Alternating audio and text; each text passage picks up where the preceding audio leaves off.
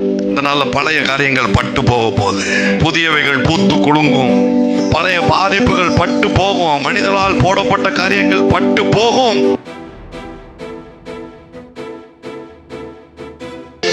நான் சொல்றேன், இன்னைக்கு தீர்க்க தரிசனம் அவங்க வாழ்க்கையில செலிப்ரேஷன் உண்டாக போகுது. தொடர்ந்து நல்ல காரியங்கள் நடந்துகிட்டே இருக்க போகுது. ராமுழுவதும் பிரயாசப்பட்டு ஒண்ணுமே அகப்படல. பார்த்தாரு பாருங்க ஆண்டவர், ஒரு 10 கிலோ சாலையை கொடுத்துருவோம் அப்படின்னு கொடுக்கல. அவன் படகு மட்டும் இல்லாம போதும் மற்றவங்களுக்கும் கொடுப்போமேங்கிற அளவுக்கு அவர் நிரப்புறாரு பாருங்க. சில மீன்கள் உங்களை நோக்கி வருது. காசை சுமந்து கொண்டு வரக்கூடிய சில மீன்கள் உங்களை நோக்கி வருது. இது மீன் பிடிக்கிறது காலம், திரளான மச்சங்களை பிடிக்கிற காலம், ஃபிஷ் உங்க கண்ட்ரோலுக்குள்ள வர்றதுக்கான காலம்.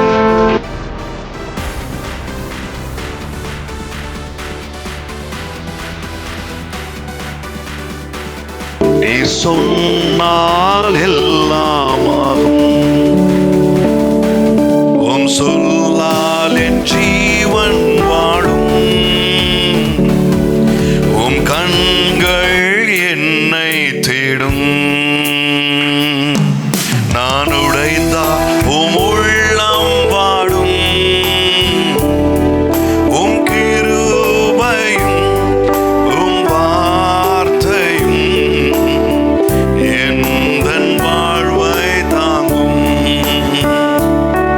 உம் கிருபையும் உம் வார்த்தையும் எந்தன் வாழ்வை தாங்கும்.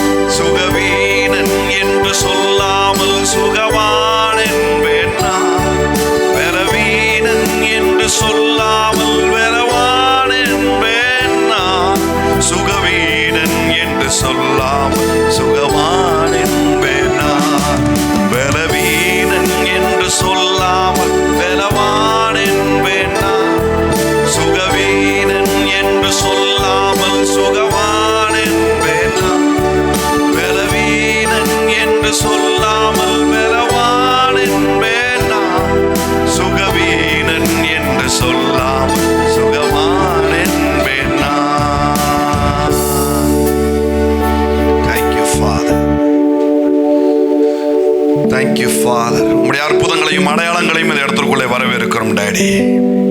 உம்முடைய செழிப்பை வரவேற்கிறோம், உம்முடைய சுகத்தை வரவேற்கிறோம், உம்முடைய ஆரோக்கியத்தை வரவேற்கிறோம்.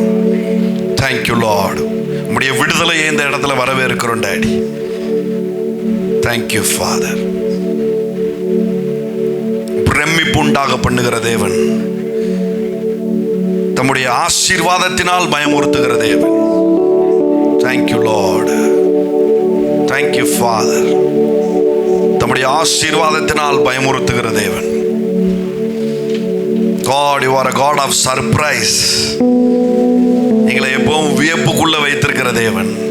அவர்கள் கண்கள் ஆச்சரியப்பட்டு பூரிக்கும் என்று எழுதியிருக்கிறது. ஹalleluya, hallelujah, hallelujah, hallelujah. Thank you Lord, thank you Father. இந்த நாளை ஆச்சரியப்பட்டு பூரிக்கிற நாளாய் நாங்கள் அனுசரிக்கிறோம் டேடி. Thank you Lord. எந்த மனுஷனாலும் செய்யக்கூடாததை செய்கிற தேவன். மனுஷனால் கூடாததான், தேவனால் கூடாததென்று ஒன்றுமில்லை. Thank you Lord, thank you Father. நாங்கள் நம்பியிருக்கிற கர்த்தர் இன்னார் என்று நாங்கள் அறிவோம். வானத்தை ஒரு போர்வையை போல சுருட்டுகிறவர், பூமியின் மண்ணை மரக்காலால் அளக்கிற தேவன், நட்சத்திரங்களை பெயர் சொல்லி அழைக்கிற தேவன். Thank you Lord. பூமியில் தெரியும் திரளான ஆடு மாடுகள், காடுகளிலே தெரியும் ஆயிரம் ஆயிரம் மிருகங்களுக்கெல்லாம் சொந்தக்காரராய் இருக்கிறவர். அண்ட சராசரங்களையும் கட்டி ஆளுகை செய்கிற சர்வ வல்லமை உள்ள தேவன். நாங்கள் ஆராதிக்கிற தேவர் இன்னார் என்று நாங்கள் அறிவோம் டேடி. Thank you Lord. ஒரு நொடி பொழுதுல எல்லாவற்றையும் மாற்ற வல்லவரை நாங்கள் உயர்த்துகிறோம். தொலைந்து போனதெல்லாம் ஒரு நொடியில திரும்ப கிடைக்க பண்ணுகிறவரை நாங்கள் உயர்த்துகிறோம். தொலைந்து போன கோடாரியை சனப்பொழுதுல திரும்ப எடுத்து தந்தவரை நாங்கள் உயர்த்துகிறோம் டேடி. ஊர் உலகமே கசப்புன்னு சொன்ன அந்த மாறாவ ஒரு நொடி பொழுதுல இனிமையாய் மாற்றின தேவனை நாங்கள் உயர்த்துகிறோம். Thank you father, thank you father. பரிசுத்த ஆவியானவருடைய ஆளுமைக்கு கீழே நாங்கள் ஒப்பு கொடுக்கிறோம் டேடி. வாய்க்க பண்ணுங்க, வழிவாசல் உண்டாக செய்யுங்க. இந்த ஆராதனைக்கு வந்தது நல்லது, மிகவும் நல்லது என்று உம்மை போற்றத்தக்கதாய் காரியங்கள் மாறுதலாய் முடியட்டும் டேடி. எதெல்லாம் இன்றைக்கு பற்றாக்குறையா இருக்குதோ, எதெல்லாம் திரும்ப பார்க்கும்போது இல்லைன்னு தெரிஞ்சுதோ, அதெல்லாம் இந்த நாள் ஆராதனை முடிந்து நாங்கள் வெளியில போகும்போது எல்லாம் நிறைவாயிருந்தது என்கிற மன நிறைவோடு வெளியில செல்லட்டும் டேடி. தமிழத்தில் வந்தவர்களை ஒருபோதும் வெறுங்கையாய் திரும்ப அனுப்பாத தேவன், வந்த வண்ணமாகவே திரும்ப அனுப்பாத தேவன். துக்க ரேகைகளோடு அண்ணால் உடைய சமூகத்தில் வந்து அவள் வெளியில போகும்போது பின்பு அவள் துக்கமாய் இருக்கவில்லை என்பதை நாங்கள் வாசிக்கிறோம் டேடி. Thank you Lord. துக்க ரேகைகள் இன்றைக்கு துண்டிக்கப்படுவதாக. Thank you Lord father. துக்க ரேகைகள் எல்லாம் துண்டிக்கப்படட்டும். துக்க ரேகைகள் எல்லாம் துண்டிக்கப்படட்டும். துக்க ரேகைகள் எல்லாம் துண்டிக்கப்படட்டும். மனமகிழ்ச்சியின் ரேகைகள் பூத்து குலுங்கட்டும் டேடி. நித்திய மகிழ்ச்சியை உன் தலையின் மீது வைத்தேன் என்று எழுதியிருக்கிறது. ஒரு மனுஷனும் கொடுக்க முடியாததும் ஒரு மனுஷனாலும் எடுத்துக்கொள்ள முடியாததுமான சமாதானத்தை நான் உனக்கென்று வைத்திருக்கிறேன் என்று எழுதியிருக்கிறது. அந்த நிறைவான சமாதானம் இந்த இடத்துல பரிபூர்ணமாய் நிரம்பட்டும் daddy. Thank you Lord, thank you father. வைத்தீரே முற்றுப்புள்ளியை, முற்றுப்புள்ளியை வைத்திருக்கிறார். ஆமென். சில காரியங்களை துவங்கி இருக்கிறார். சிலுவை மரணத்துல பெரும்பான்மையான காரியங்கள் முற்றுப்புள்ளி வைக்கப்பட்டது எவ்வளவு உண்மையோ அதே மாதிரி பெரிய பெரிய காரியங்களுக்கு தேவன் கமா போட்டிருக்கிறார். ஆமென். விழுந்து போன மனுஷனுக்கு தேவையில்லாத நிறைய கமா வந்துருச்சு. சாபம் கமா, வியாதி கமா, பிரச்சனை கமா, அடிமைத்தனம், இப்படி நிறைய கமா போடப்பட்டுட்டே இருந்துச்சு.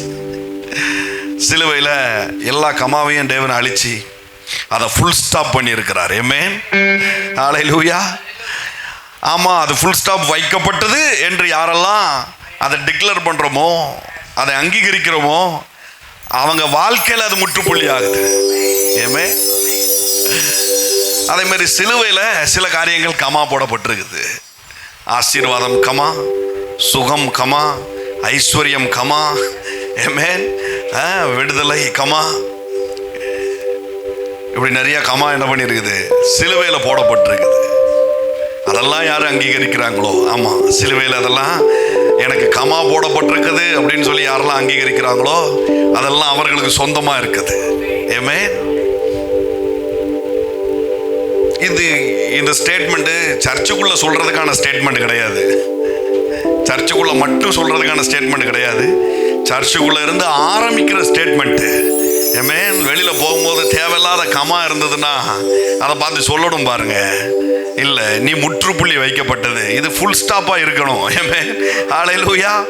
கடன் வெளியில போகும்போதே காலடியை எடுத்து வெளியில வைக்கும் போதே கடன் மண்டக்குள்ள வருது பாருங்க, ஏத்தாப்புல வருது இல்லையா, இஎம்ஐ வருது, லோன் வருது, எல்லாம் அடுத்தடுத்து கமா போட்டு வந்துகிட்டே இருக்குது. அதெல்லாம் பார்த்து சொல்லணும் பாருங்க. பெய்டு, ஃபுல்லி பெய்டு, இயேசுவின் நாமத்தினால முழுவதுமாய் நீ முற்றுப்பட்டாய் அப்படின்னு சொல்லணும். நேரா போன உடனே சீனி போட்டு காஃபி குடிக்க கூடாது, சுகர் போட்டு அதை செய்யக்கூடாது, ரைஸ் சாப்பிடக்கூடாது, sugar pressure, sugar comma pressure அப்படி இருக்குவாரு. ஆண்டவர் உங்க சுகருக்கும் முற்றுப்புள்ளி வைத்திருக்கிறார், உங்க ப்ரெஷருக்கும் முற்றுப்புள்ளி வைத்திருக்கிறார். ஆமென். ஆமா, நடந்து போகும்போதே சொல்லணும். இப்போ மெடிக்கலுக்கு போகணுமே அப்படின்னு உடனே சொல்லணும் பாருங்க, இல்லை நான் மெடிக்கல் ஷாப்புக்கு போறதை தேவன் முற்றுப்புள்ளி வைத்திருக்கிறார். நல்ல பேக்கரிக்கு போகணும், நல்ல பேக்கரிக்கு போகணும், நல்ல ரெஸ்டாரண்ட்டுக்கு போகணும். இறங்கி போகும்போது எல்லாரும் சொல்லுங்க, வைத்தீரே முற்றுப்புள்ளியை. வியாதிக்கும் வேதனையும் கமா போட்டுட்டு இருக்கிற நேரத்துல அதை பார்த்து சொல்றதுக்கு பாருங்க, இல்ல நீ கமா கிடையாது, நீ முற்றுப்புள்ளி. ஆண்டவர் சொல்லி இருக்கிறாரு, எனக்கு என் வாழ்க்கையில கமா போட்ட 2 விஷயம் இருக்குது, நன்மையும் கிருபையும் என்னை தொடரும். ஏமே, அதுதான் என் வாழ்க்கையில கமா போடப்பட்டிருக்குது, அதெல்லாம் முற்றுப்புள்ளி வைக்கப்பட்டிருக்கிறது. ஹல்லேலூயா, ஹல்லேலூயா, ஹல்லேலூயா. அந்த பாடலை பாடி நம்ம தேவனை உயர்த்துவோம். வைத்தீரே முற்றுப்புள்ளியை என் கஷ்ட நஷ்டங்களுக்கு, வைத்தீரே முற்றுப்புள்ளியை என் கஷ்ட நஷ்டங்களுக்கு. இனி கண்ணீர் இல்ல, கவலை இல்ல, கண்ணீர் இல்ல, கவலை இல்ல, சந்தோஷம் என் வாழ்விலே. இனி கண்ணீர் இல்ல, கவலை இல்ல, கண்ணீர் இல்ல, கவலை இல்ல, சந்தோஷம் என் வாழ்விலே. கைகாலை தட்டி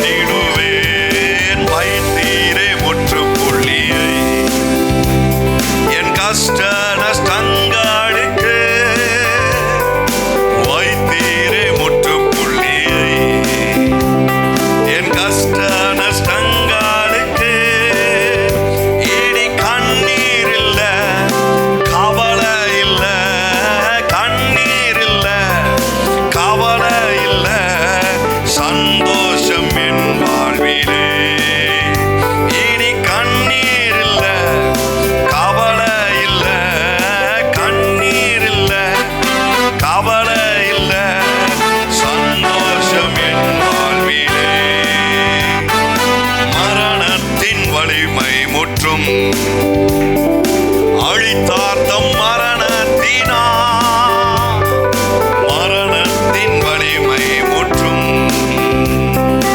அழித்தார் தம் வென்றெழுந்தார் ஜெயவேந்தனா வென்றெழுந்தார் ஜெயவேந்தனா சாகாமை நாம் வெற்றிட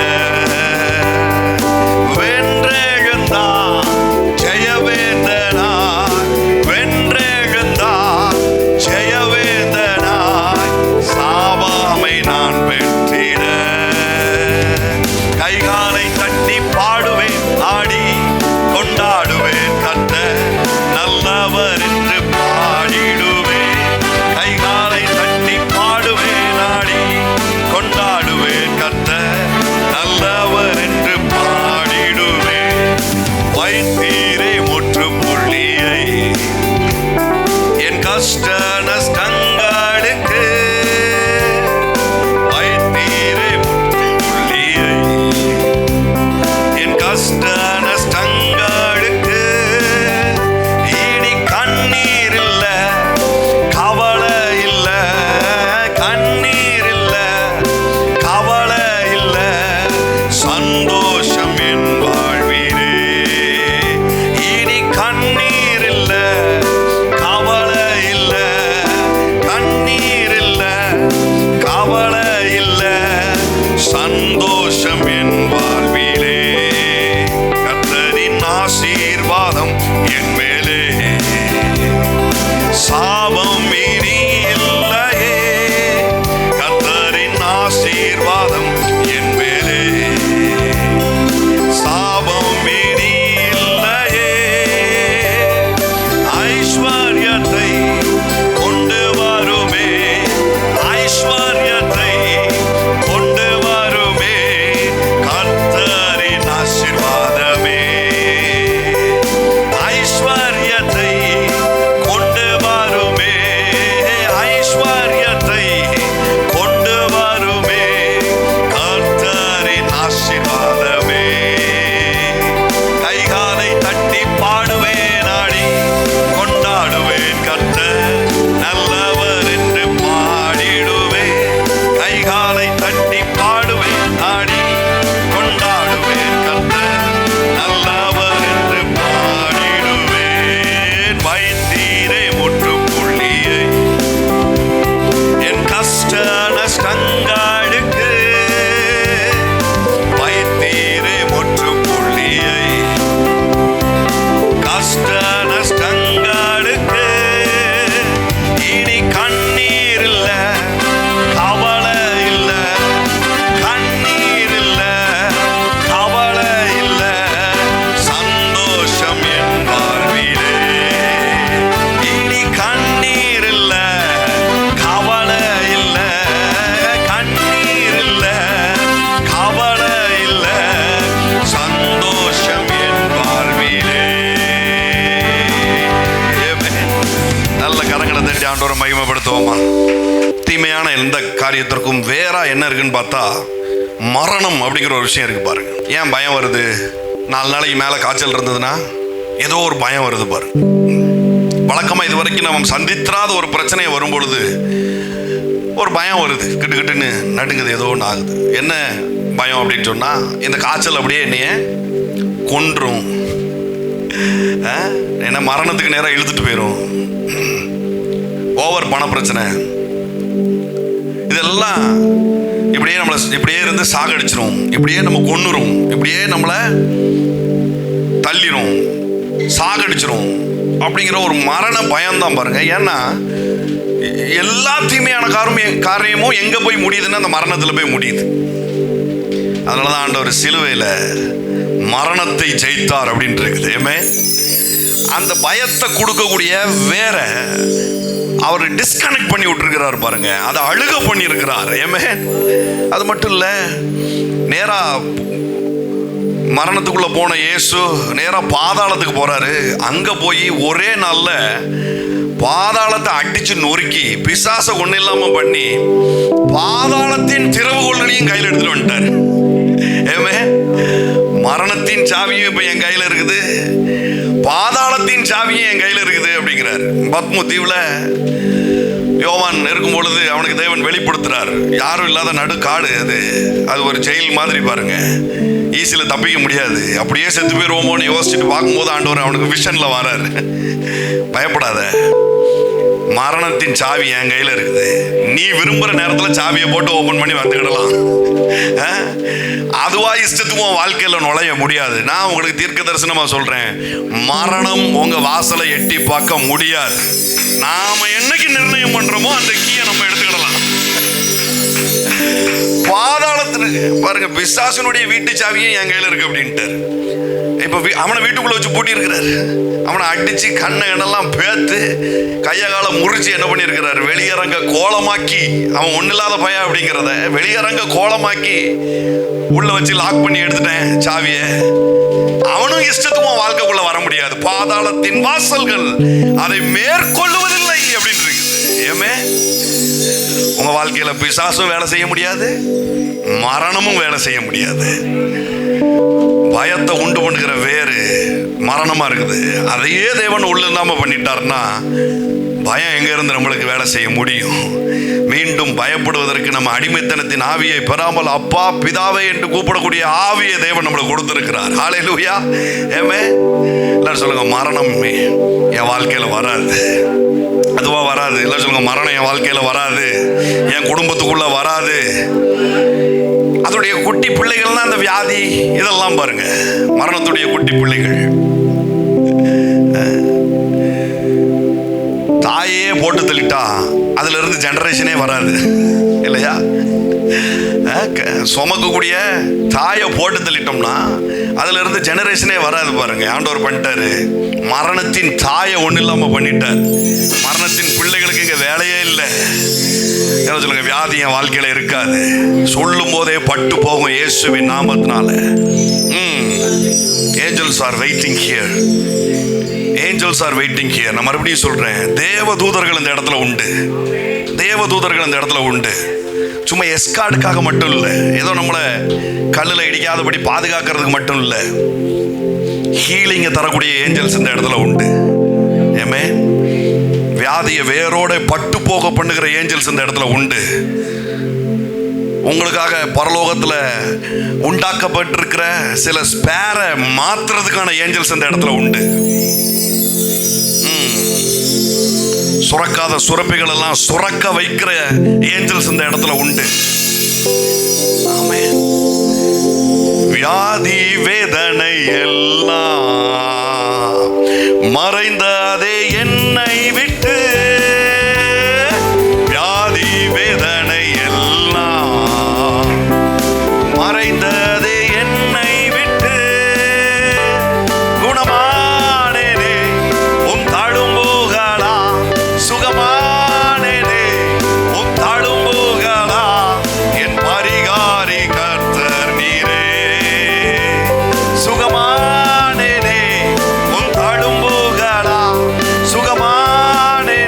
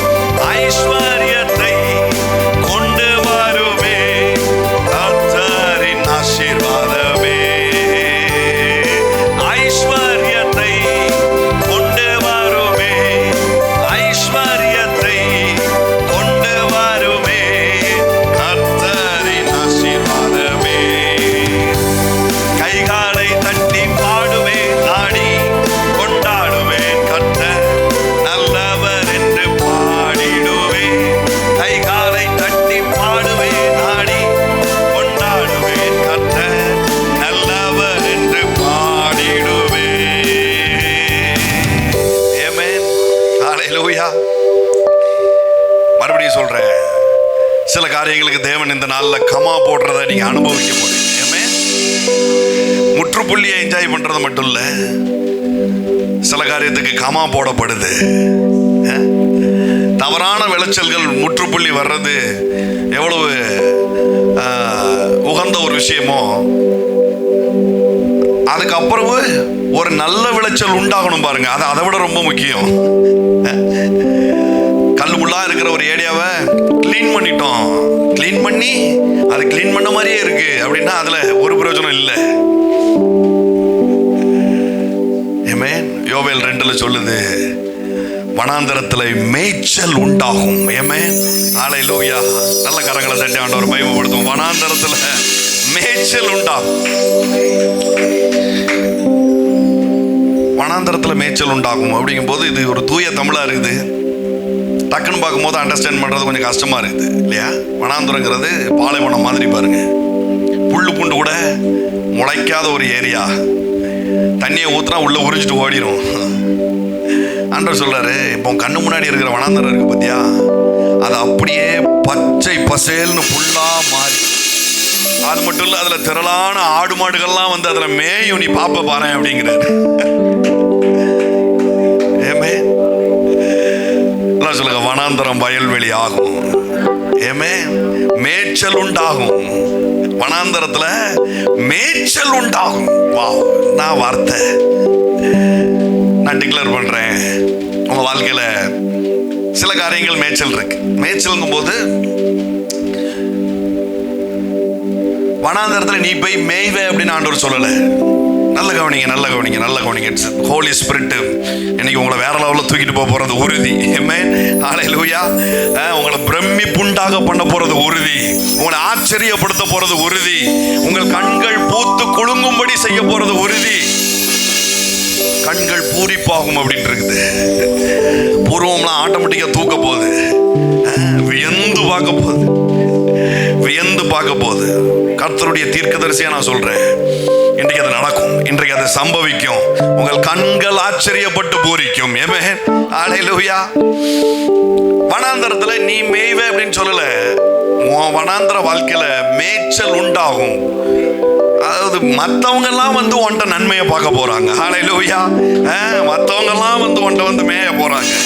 மற்றவங்க எல்லாம் உன்ட்ட இருக்கிற பெஸ்ட் எனக்கு தாங்கலன்னு சொல்லி கேட்க போறாங்க. அந்த அளவுக்கு நீ சப்ளையரா இருக்க போற, நீ கிஃபரா இருக்க போற. வனாந்தரத்துல மேய்ச்சல் உண்டாகும்.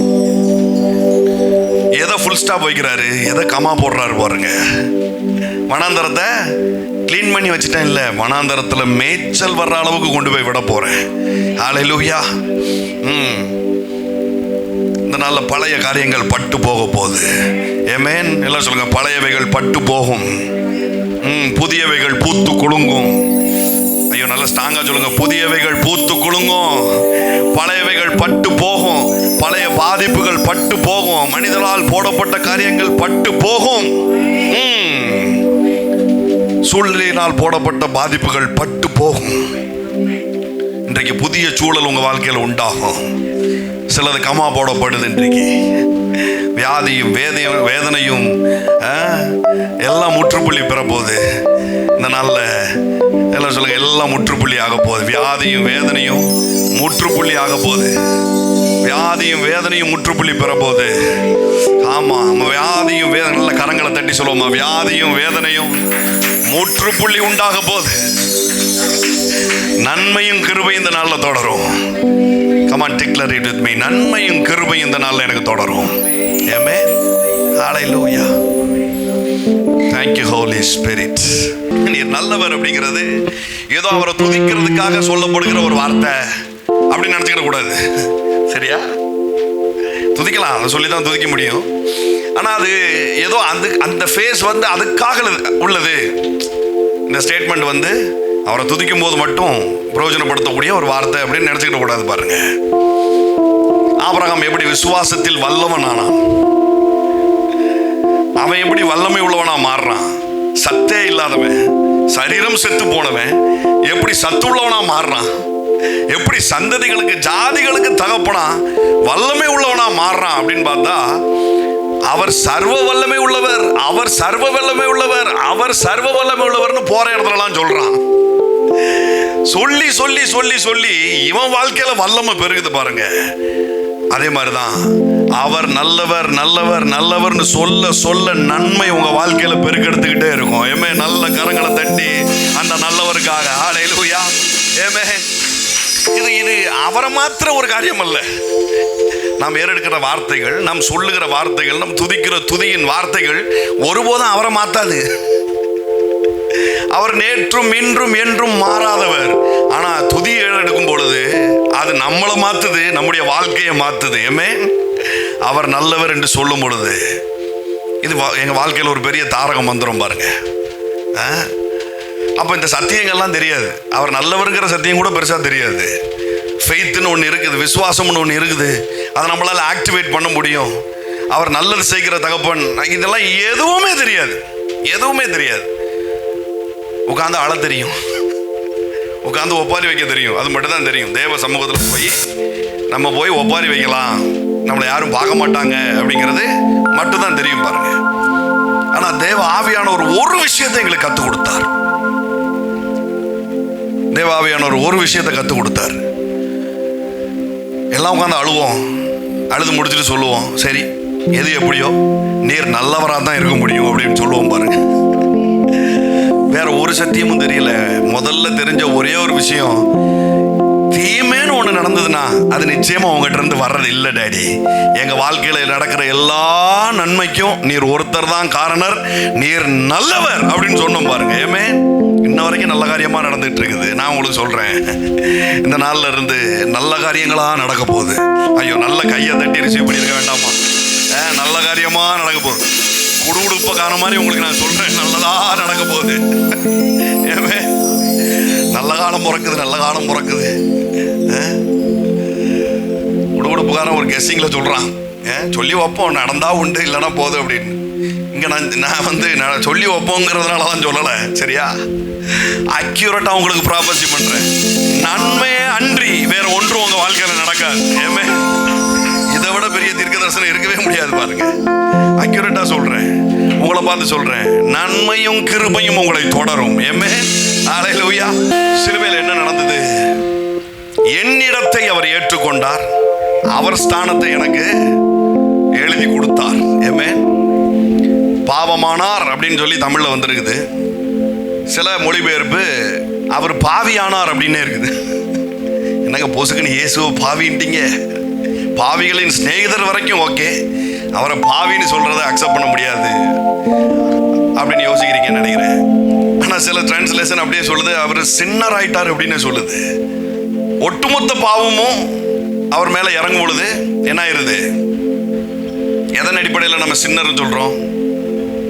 பாவம் உள்ளுக்குள்ள இருக்கிறதுனால அவன் பாவியா இருக்கிறான், இல்ல நீதி உள்ளுக்குள்ள இருக்கிறதுனால அவன் நீதிமானா இருக்கிறான். செய்கை நிமித்தமா சொல்ல முடியாது பாருங்க. சில நல்ல காரியங்களே செஞ்சாலும் உள்ளுக்குள்ள பாவம் இருந்ததுன்னா பாவி, அப்படிதான் வேதம் சொல்லுது. நல்ல காரியங்களே சுத்தி சுத்தி செஞ்சாலும் உள்ளுக்குள்ள பாவம் இருக்கிற பட்சத்துல என்ன ஆயிருது? அவன் பாவி. இயேசு சுத்தி சுத்தி நீதியா இருக்கிறார், உள்ளுக்குள்ளேயும் நீதி இருக்குது. ஆனா சிலுவை மரணம்னு வரும் பொழுது என் ஸ்தானத்தை அவர் எடுக்கணும். எனக்கு இந்த உலகம் சொல்லி இருக்கிற பேரை அவர் எடுத்துட்டு அவருக்கு என்ன பேர் இருக்குதோ அதை எனக்கு தரணும். அப்போ அவர் என்ன பண்றாரு? என் ஸ்தானத்தை எடுக்கிறார் பாருங்க. பாவத்தை பாராத சுத்த கண்ணர். அது அவ்வளவு வெறுக்கிற தேவன், பாவத்தை அவ்வளவு வெறுக்கிற தேவன். எப்படி தண்ணியே அடிக்கிற பழக்கம் இல்லாத ஒருத்தனுக்கு மூக்கு பக்கத்துல அந்த ஸ்மெல்ல கொண்டு வந்தா எப்படி இருக்கும்? கொமட்டிட்டு வரும் இல்லையா? இவர் அப்படிப்பட்டவர் பாருங்க, கொமட்டல் உள்ள ஆளு பாவத்தை பார்த்தா. ஆனா எனக்காகவும் உங்களுக்காகவும் அந்த கொமட்டலுக்கு மத்தியில உள்ள வாழ்ந்து அந்த கொமட்டலை ஏற்று சுமந்து தீர்த்து என் ஸ்தானத்தை அவர் எடுத்து அழுக்கு போட விட மாட்டாரு. சிலர் சொல்லுவோம் இல்லையா, சட்டையில அழுக்கு போட விட மாட்டாருங்க. காலையில போனா மடிப்பு கழியாம வீட்டுக்குள்ள வருவாரு. கர்த்தர் அப்படிப்பட்ட ஆளு. பாவங்கிற டஸ்ட்டை கிட்டே விட அனுமதிக்கிறது இல்லை பாருங்க. ஆனா உங்களுக்காகவும் எனக்குக்காகவும் என்ன பண்ணிட்டாரு? பாவமாவே ஆயிட்டாரு, பாவியாகவே ஆயிட்டாரு. அவர் நீதியை என் மேல சுமக்கும்படியா, உங்கள் மீது அவருடைய நீதியை உண்டாக்கும்படியா. இப்ப சிலுவை மரணம் என்ன சொல்லுது?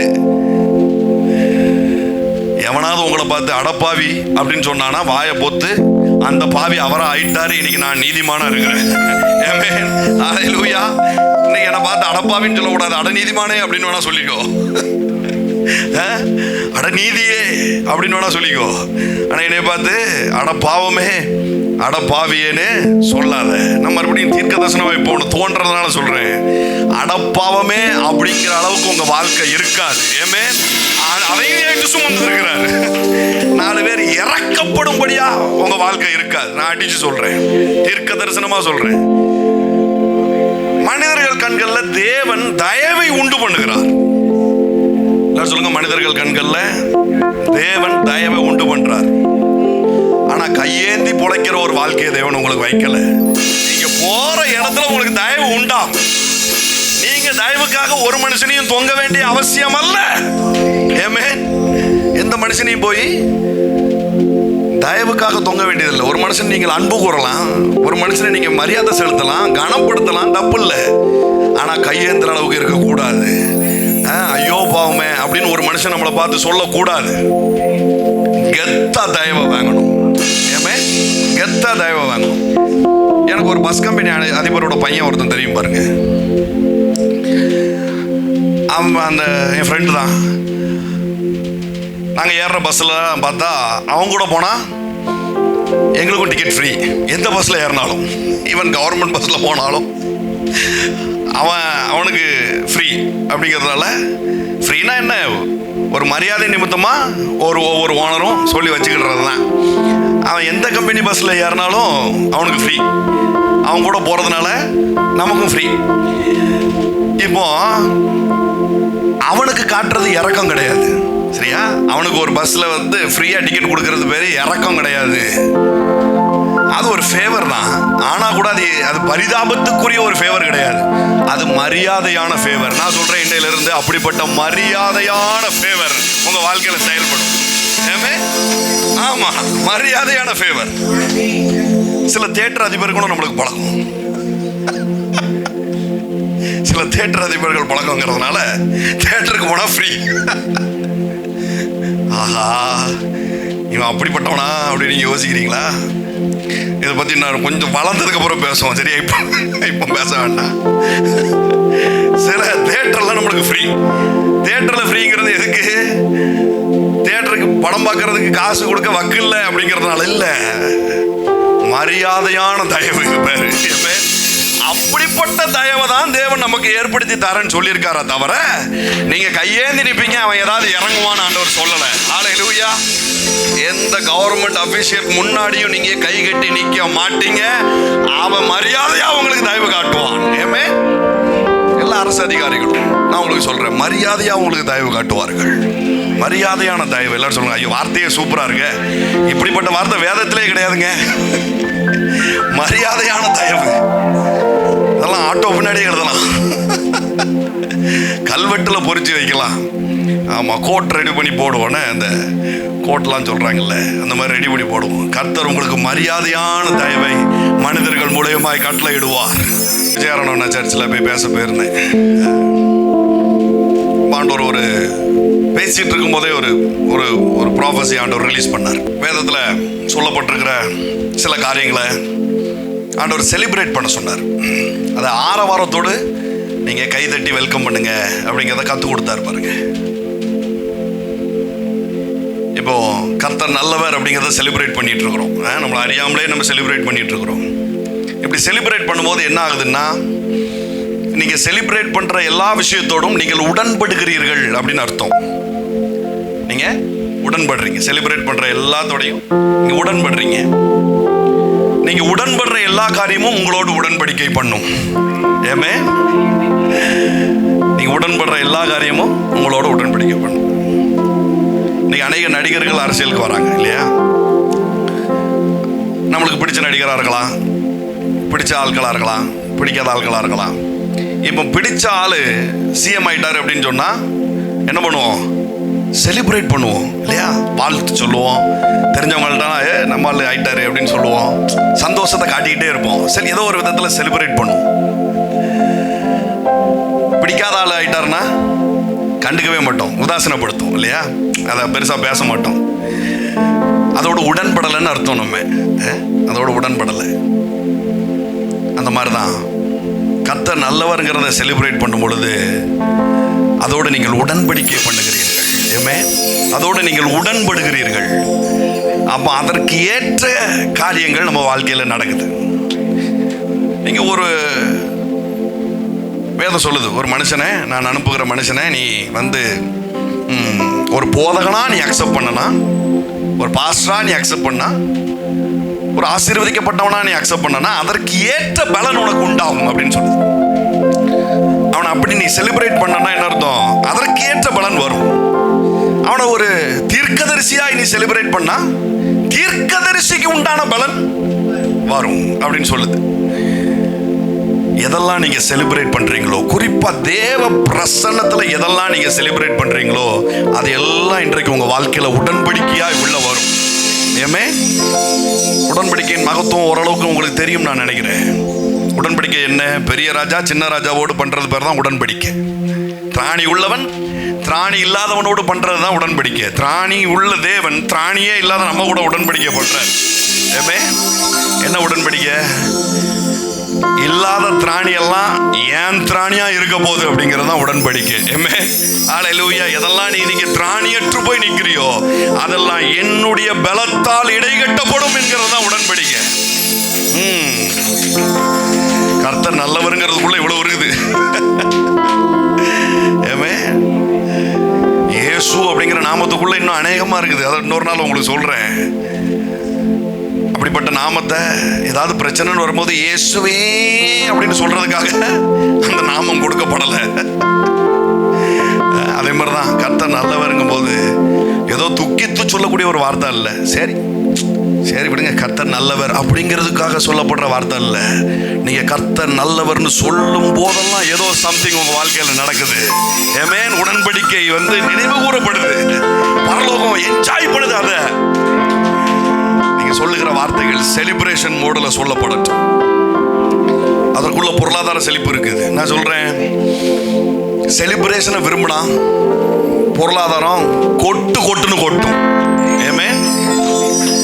ஆமா, வருகிற ஆகஸ்ட் 15ஆம் தேதி இதே இடத்துல நம்ம ஒரு ஹாஃப் டே செமினார் வைத்திருக்கிறோம். பொருளாதார செழிப்பை பத்தி நம்ம சொல்லிக் கொடுக்க போறோம். தீர்க்க தரிசனமா சில வார்த்தைகளை சொல்ல போறேன்.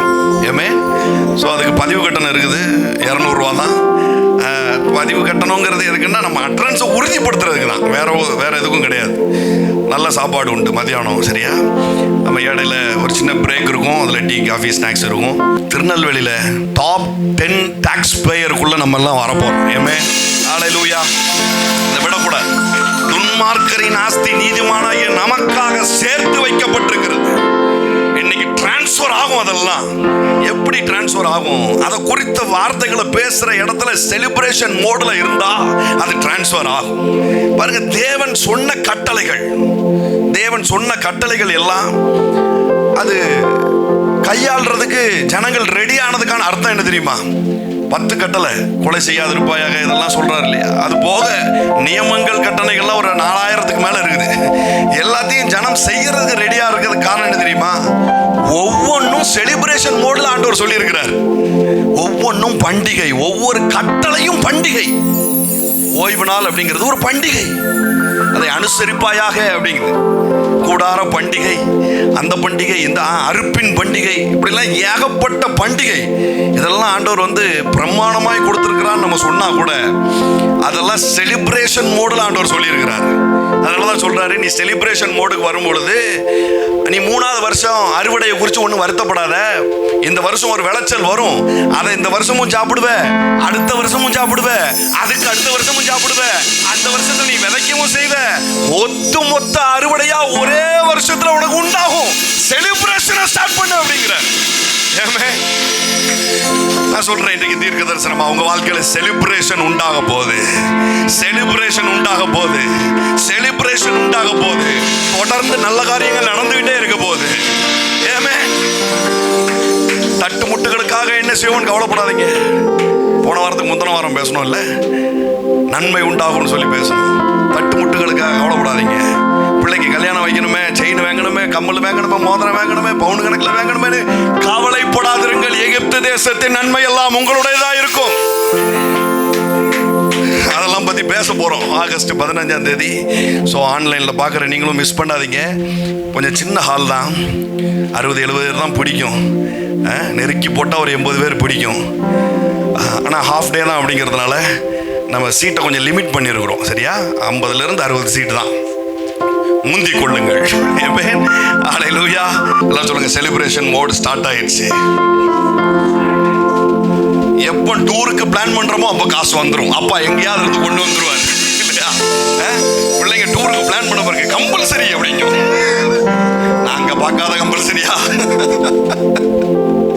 அப்பா கிட்ட எப்பா கம்பல்சரி டூர் போகணும் அப்படின்னு சொன்னா பிள்ளைங்க அதுக்கு மேல கவலையே படாது பாருங்க. அப்பாட்ட சொல்லிட்டேன், அவர் எங்க இருந்தாலும் காசை கொண்டு வந்து தருவார். ஹல்லேலூயா. எப்பா அதை வாங்கணும் அப்படின்னா எங்க இருந்தாலும் காசை கொண்டு வந்து தருவார். பாருங்க, எங்க கொண்டு போய் காசை எடுக்கன்னு தெரியாத தகப்பனே அவ்வளவு செய்வான்னா, பாக்கெட் நிறைய வச்சிருக்கிறவர் ஏன் செய்யாம இருக்க போறாரு? செலிப்ரேஷன் ஸ்டார்ட் ஆகுது. செலிப்ரேஷன் ஸ்டார்ட் ஆகுது. செலிப்ரேஷன் ஸ்டார்ட் ஆகுது. செலிப்ரேஷன் ஸ்டார்ட் ஆகுது. மேக்ஸிமம் ட்ரிப்பு பிளான் பண்ணா நாங்கள் போயிடுவோம். எங்கனாலும் மேக்ஸிமம் பிளான் பண்ணா போயிடுவோம். காசு இல்லை அப்படின்னு சொல்லி எந்த ட்ரிப்பையுமே கேன்சல் பண்ணது இல்லை. சில சுபகாரியங்களுக்காக டிராவல் அவாய்ட் பண்ணிருக்கோம். ஆமா, மற்றபடி காசு இல்லைன்னு சொல்லி எந்த டிராவலையுமே கட் ஆகுனது இல்லை. நாங்கள் இன்னொருலேருந்து ஒரு முடிவு எடுத்துருக்குறோம். வர்ற வருஷத்துலேருந்து சும்மா அந்த ஊட்டி கொடைக்கானல்லாம் போகக்கூடாது. ட்ரிப்புன்னு போனால் 5-6 நாளாவது ஃபாரின் ட்ரிப் அடிச்சுட்டு வரணும். ஆமாம், நீங்கள் மூட மட்டும் செட் பண்ணுங்க. எங்கேருந்து கொண்டு வருவாருன்னு தெரியாது. காசு கொட்டுன்னு கொட்டும். ஹல்லேலூயா. இந்த ஆகஸ்ட் 15 பாருங்க, உங்களுக்கு முன்னாடியே ரிலீஸ் பண்ணிட்டேன். அதனால பிரதர், நீங்க சொன்ன மாதிரியே நாங்க லீவ் டேயா இருந்ததுனால ஒரு ட்ரிப் பிளான் பண்ணிட்டோம்னு போயிடாதீங்க. ஆகஸ்ட் 15 என்ன பண்ணுங்க, சுதந்திர தின அன்னைக்கு வந்து உட்காருங்க. 2 செஷன் தான், விட்டு வெளுன்னு வெளுத்துருவோம். தரித்திரமா அதுக்கு ஸ்பெல்லிங் என்னன்னு கேட்கற அளவுக்கு ஆயிரும். பற்றாக்குறையா அதுக்கு என்ன பே வருமா பா வருமானு கேட்கற அளவுக்கு ஆயிரும். இல்லாத இன்சஃபிஷியன்ட் பேலன்ஸுக்கு வந்து ENFFன்னு வருமா இல்ல INFFன்னு வருமானு கேட்கற அளவுக்கு ஆயிரும். ஃபண்ட் ஓவர்ஃப்ளோ ஆகும். ஃபண்ட் ஓவர்ஃப்ளோ ஆகும். எனக்கு இப்பவே அதெல்லாம் சொல்லி முடிக்கணும்னு தோணுது. சரி, பாவம், அதுக்குன்னு புக் பண்ணி வரவங்க என்ன செய்வாங்க? ஸோ நிறைய மதுரையில இருந்தெல்லாம் ஆல்ரெடி புக் பண்ணிட்டாங்க. வெள்ளூர்ல இருந்து புக் பண்ணியிருக்கிறாங்க. ஸோ வெளியூர்ல இருந்துலாம் வராங்க. உள்ளூர்காரங்க நம்ம மிஸ் பண்ணிடக்கூடாது. சரியா? அதனால வந்துருங்க. கர்த்தர் நல்லவர். சொல்லிக்கிட்டே இருக்கணும் போல இருக்க. செலிப்ரேஷன் ஸ்டார்ட் ஆயிடுச்சு. நீங்க அனுபவிக்காம போறது இல்லை. எல்லாரும் சொல்லுங்க, செலிப்ரேஷன் ஸ்டார்ட் ஆயிடுச்சு. கர்த்தருக்குள்ள களி கூறுங்கள் அப்படின்னு சொல்லுது பாருங்க. என்ன சொல்லுது? செலிப்ரேட் பண்ணு அப்படிங்குது. செலிப்ரேட் பண்ணுங்க. எல்லாரும் சொல்லுங்க, செலிப்ரேட் பண்ணுங்க. ஒவ்வொரு வார்த்தையும் செலிப்ரேட் பண்ணணும் பாருங்க. அவர் யெகோவா ஈரே என்பதை செலிப்ரேட் பண்ணா என்ன ஆகுது? ஆபிரகாம் என் நாளை குறித்து களி கூர்ந்தான் அப்படின்னு இயேசு சொல்றாரு இல்லையா? அது எங்க நடக்குதுன்னா, ஈசாக்க பலி செலுத்த கொண்டு போகும்போது ஆண்டவர் சொல்லிட்டாரு, நீ அவனை பலி செலுத்தாத, நான் என் குமாரனை பலி செலுத்த போறேன்னு சொன்னார் பாருங்க. அப்போ களி கூர்ந்தான் அப்படிங்கிற தமிழ்ல இருக்கிற அந்த வார்த்தை மலையாளத்துல பார்த்தா கிறங்கி சாடி அப்படின்னு இருக்கு. பல்ட்டி அடிச்சு அப்படின்னு நம்ம சொல்லுவோம் இல்லையா? தாத்தா 99 வயசுல அவன் பிறகுறான், 16 வயசுல கொண்டு போய் வைக்கிறான்னா 110 வயசுக்கு மேல இந்த தாத்தா என்ன பண்ணியிருக்கிறாரு? உன் குமாரனை நீ பலி செலுத்த வேண்டாம், என் குமாரனை நான் தருவேன் அப்படின்னு சொன்ன உடனே தாத்தா களி கூர்ந்தானா. எப்படி களி கூர்ந்தாராம்? பல்ட்டி அடிச்சு செலிப்ரேட் பண்ணாராம். பாருங்களேன், 110 வயசுல பல்ட்டி அடிக்கிறான்னா எவ்வளவு தூரத்துக்குள்ள அதை என்ஜாய் பண்ணிருப்பான் இயேசுவை குறித்து. அதுதான் இயேசு வந்து சொல்றாரு, ஆபிரகாம் என் நாளை குறித்து களி கூர்ந்தான். அவன் அன்னைக்கே பல்ட்டி அடிச்சான்டா, செலிப்ரேட் பண்ணிட்டான்டா. ஆமென், ஹல்லேலூயா. செலிப்ரேட் பண்ண எல்லாம் ஆண்டவர் சொன்னார், வானத்தின் நட்சத்திரத்தை பாரு, அப்படியும் உனக்கு சந்ததி வரும். பூமியின் மணலை பாரு, இப்படியும் சந்ததி வரும். ஆபிரகாமுக்கு 2 இடத்துல இருந்தும் சந்ததி வந்துச்சு. ஆமென். இஸ்ரவேல் என்கிற சந்ததி மனுஷனை மண்ணிலிருந்து தோன்றின மனிதனிலிருந்து இஸ்ரவேலின் சந்ததி வருது. அவனுடைய வித்து அப்படியே வருது. வானத்திலிருந்து வந்தவர்கள் அப்படின்னு வேதம் ஒரு வார்த்தை சொல்லுது பாருங்க. ஆமென். அவர் நிமித்தமா ஒரு பிறப்பு உண்டாகும், அதுவும் ஒரு சந்ததியா இருக்கும்னு ஆண்டவர் ஆபிரகாமுக்கு வாக்கு கொடுக்கிறாரு. இன்னைக்கு வானத்திலிருந்து வந்த இயேசுவை யாரெல்லாம் செலிப்ரேட் பண்றோமோ அவர்கள் எல்லாரும் வானத்திலிருந்து வந்தவர்கள். நீங்களும் நானும் வானத்திலிருந்து வந்தவர்கள். நம்ம ஆபிரகாமினுடைய மண்ணான வித்து கிடையாது. நம்ம நட்சத்திரத்தை போன்று அவனுடைய சந்ததியா இந்த உலகத்துக்கு வந்தவர்கள். அன்னைக்கு செலிப்ரேஷன் பண்ணா இன்றைக்கு நம்ம செலிப்ரேஷனுக்கு உண்டாயிருக்கிறோம் பாருங்க. நான் சொல்றேன், இன்றைக்கு நீங்க பண்ற செலிப்ரேஷன் யெகோவா ஈரே, கர்த்தர் நல்லவருங்கிற செலிப்ரேஷன் உங்க தலைமுறை தலைமுறை தலைமுறை தலைமுறை தலைமுறைக்கும் அது சொல்லும். என் முற்பிதாக்கள் அன்றைக்கு இயேசுவை ஏற்றுக்கொண்டாங்க, இன்னைக்கு நாங்க ரொம்ப நல்லா இருக்கோம் அப்படின்னு சொல்லும். ஆமென். அவங்க சேர்த்து வச்ச சொத்து தாங்க இதெல்லாம் அப்படின்னு சொல்லும். அவங்க ஏற்படுத்தின கார்ப்பரேட் கம்பெனி தாங்க இதெல்லாம் அப்படின்னு சொல்லும். ஆமென். ஹல்லேலூயா. ஐயோ, மறுபடியும் ஆகஸ்ட் 15 மெசேஜ் லைட்டா லீக் ஆகுது.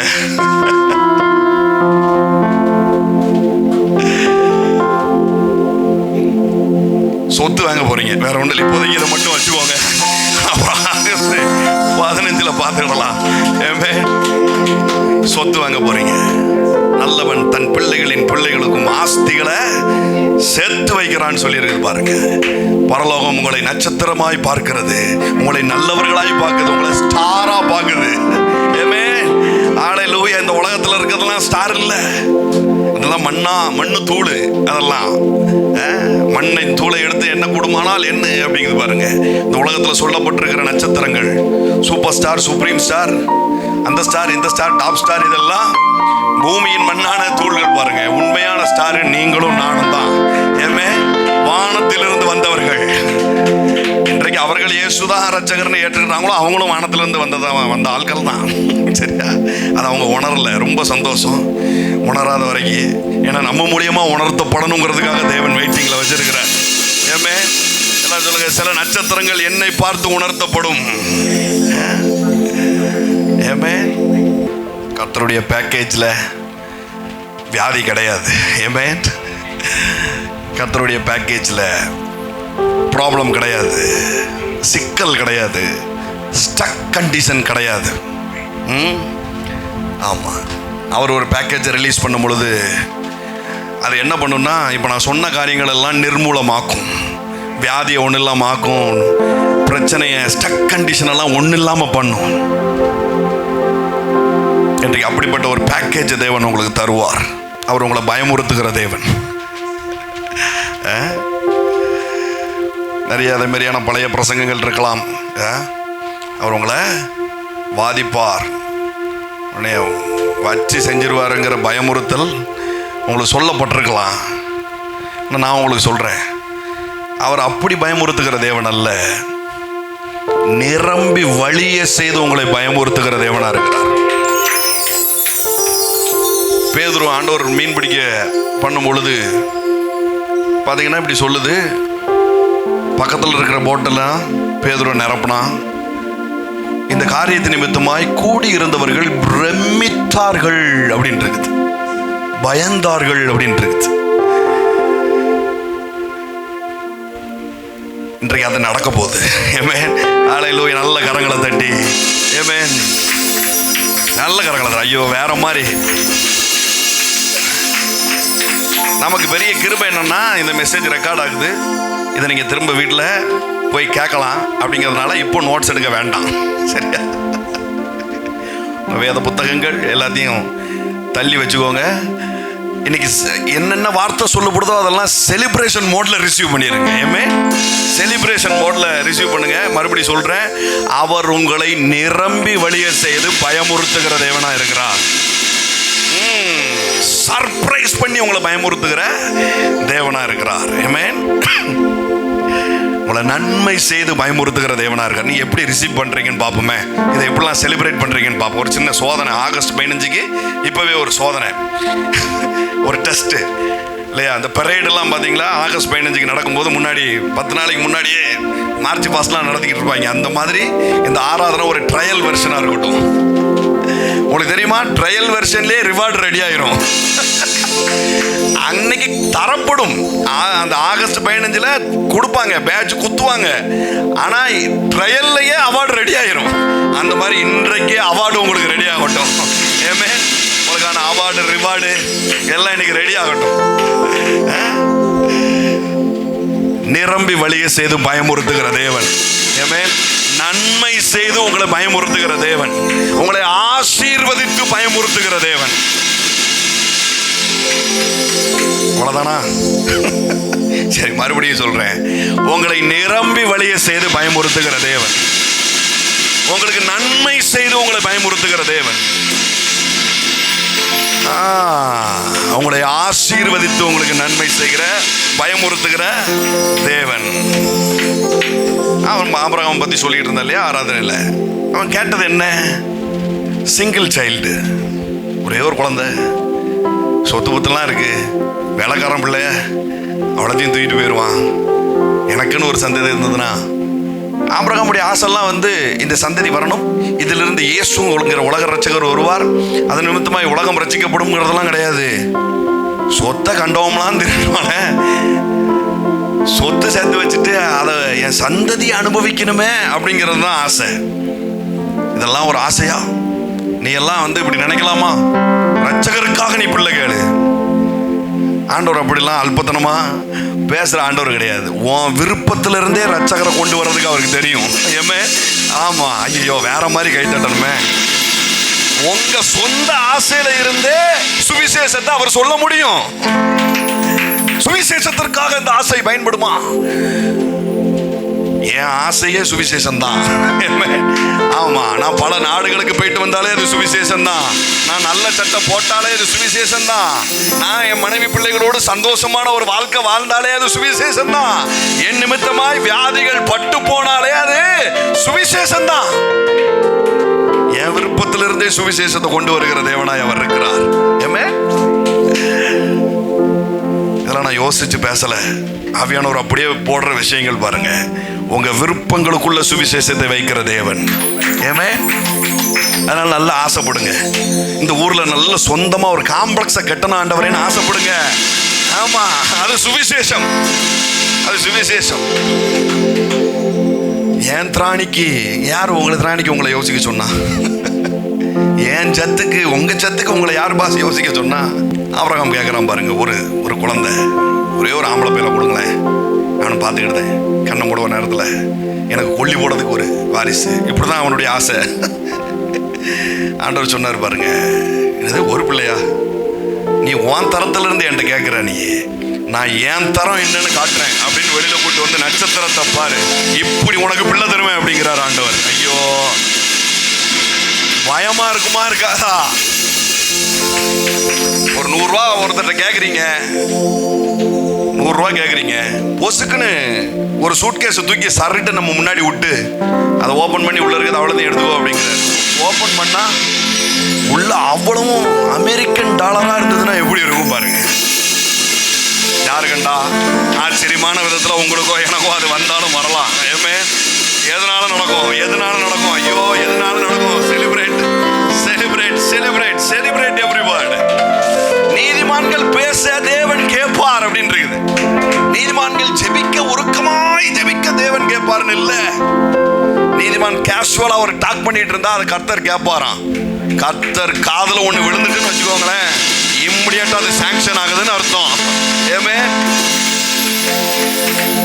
அங்க ரெக்கையோட 10-15 நிற்கும் பாருங்க, ஏஞ்சல்ஸுங்கிற பேர்ல. கேட்டுட்டேன், முதல்ல சாங்ஷன் பண்ணு அப்படின்னு சொல்றதுதான் அவருடைய வேலையா இருக்குது. ஹல்லேலூயா. இப்போ அப்படி 100 ரூபா கேட்ட இடத்துல சூட்கேஸ் முன்னாடி வந்து நின்று ஓபன் பண்ணா அமெரிக்கன் டாலரும். சரி, உங்களுக்கு அமெரிக்கன் டாலர் மதிப்பு தரலன்னா விடுங்க, முழுக்க முழுக்க நிரம்புனா 500 ரூபா கட்டா இருந்ததுன்னா ஆச்சரியம் வருமா வராதா? பயமே வரும். வருமா வராதா? சிலர் நாங்கள் உலகத்தில் அந்த ஐஸ்வர்யவான்கள், நாங்கள் அப்படி ஆகும் அதெல்லாம் பார்த்து நாங்கள் இச்சிக்க மாட்டோமாக்கும். நீங்கள் என்ன பூலா விட்டாலும் அப்படி முன்னாடி வந்து நின்னாங்க, அப்படின்னு கண்டிப்பா தோணும் இல்லையா? இப்ப இருக்கிற சூழல்ல இன்ட்ரெஸ்ட்டை எப்படியாவது கடனை அடைக்கணும், இன்ட்ரெஸ்ட்டை மட்டும் அடைக்கணும் அப்படின்னு நீங்க போன இடத்துல உங்களுக்கு முழு கடனும் ரத்தாயிட்டு அப்படின்னு வச்சுக்கோங்களேன். ஐயோ, எனக்கு நேத்து நடந்துச்சு. கடனற்ற வாழ்க்கை அப்படின்னு சொல்லிட்டு இருந்தீரு, என்ன கடனு இன்ட்ரெஸ்டிங் அப்படிங்களா? என் ஒய்ஃப்ட ஒரு 5000 ரூபாய் கடன் வாங்கியிருந்தேன். சரியா? அது கடன் இல்லை, அவங்களா எனக்கு ட்ரெஸ் எடுத்து கொடுத்துட்டு இது கடன் எனக்கு திரும்ப தரணும்னு கேட்டதுனால அந்த கடன். அது வட்டியும் குட்டியும் போட்டு ஒரு 5000 வந்தது பாருங்க. உடனே ஒரு சரி கொடுத்துருவோமே அப்படின்னு சொல்லி ஒரு 3000 அடைச்சேன். உடனே எவ்வளோ பெருந்தன்மையா, அந்த 2000 நீங்க தர வேண்டாம் விட்டுருங்க அப்படின்னு. எனக்கு இதுவே பெரிய ஆச்சரியம்.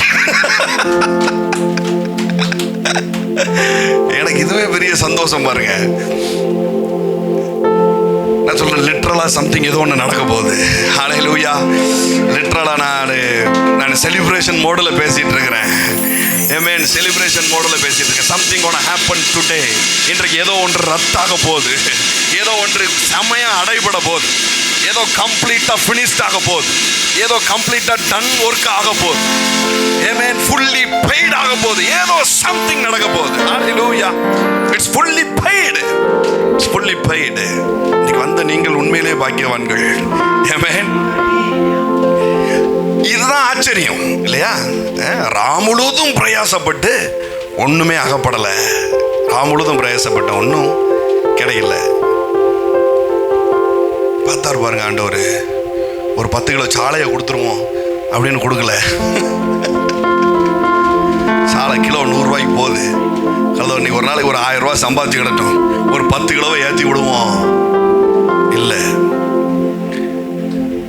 அவன் படகு மட்டும் இல்லாம போதும் மற்றவங்களுக்கும் கொடுப்போமேங்கிற அளவுக்கு அவர் நிரப்புறாரு பாருங்க. ஹல்லேலூயா.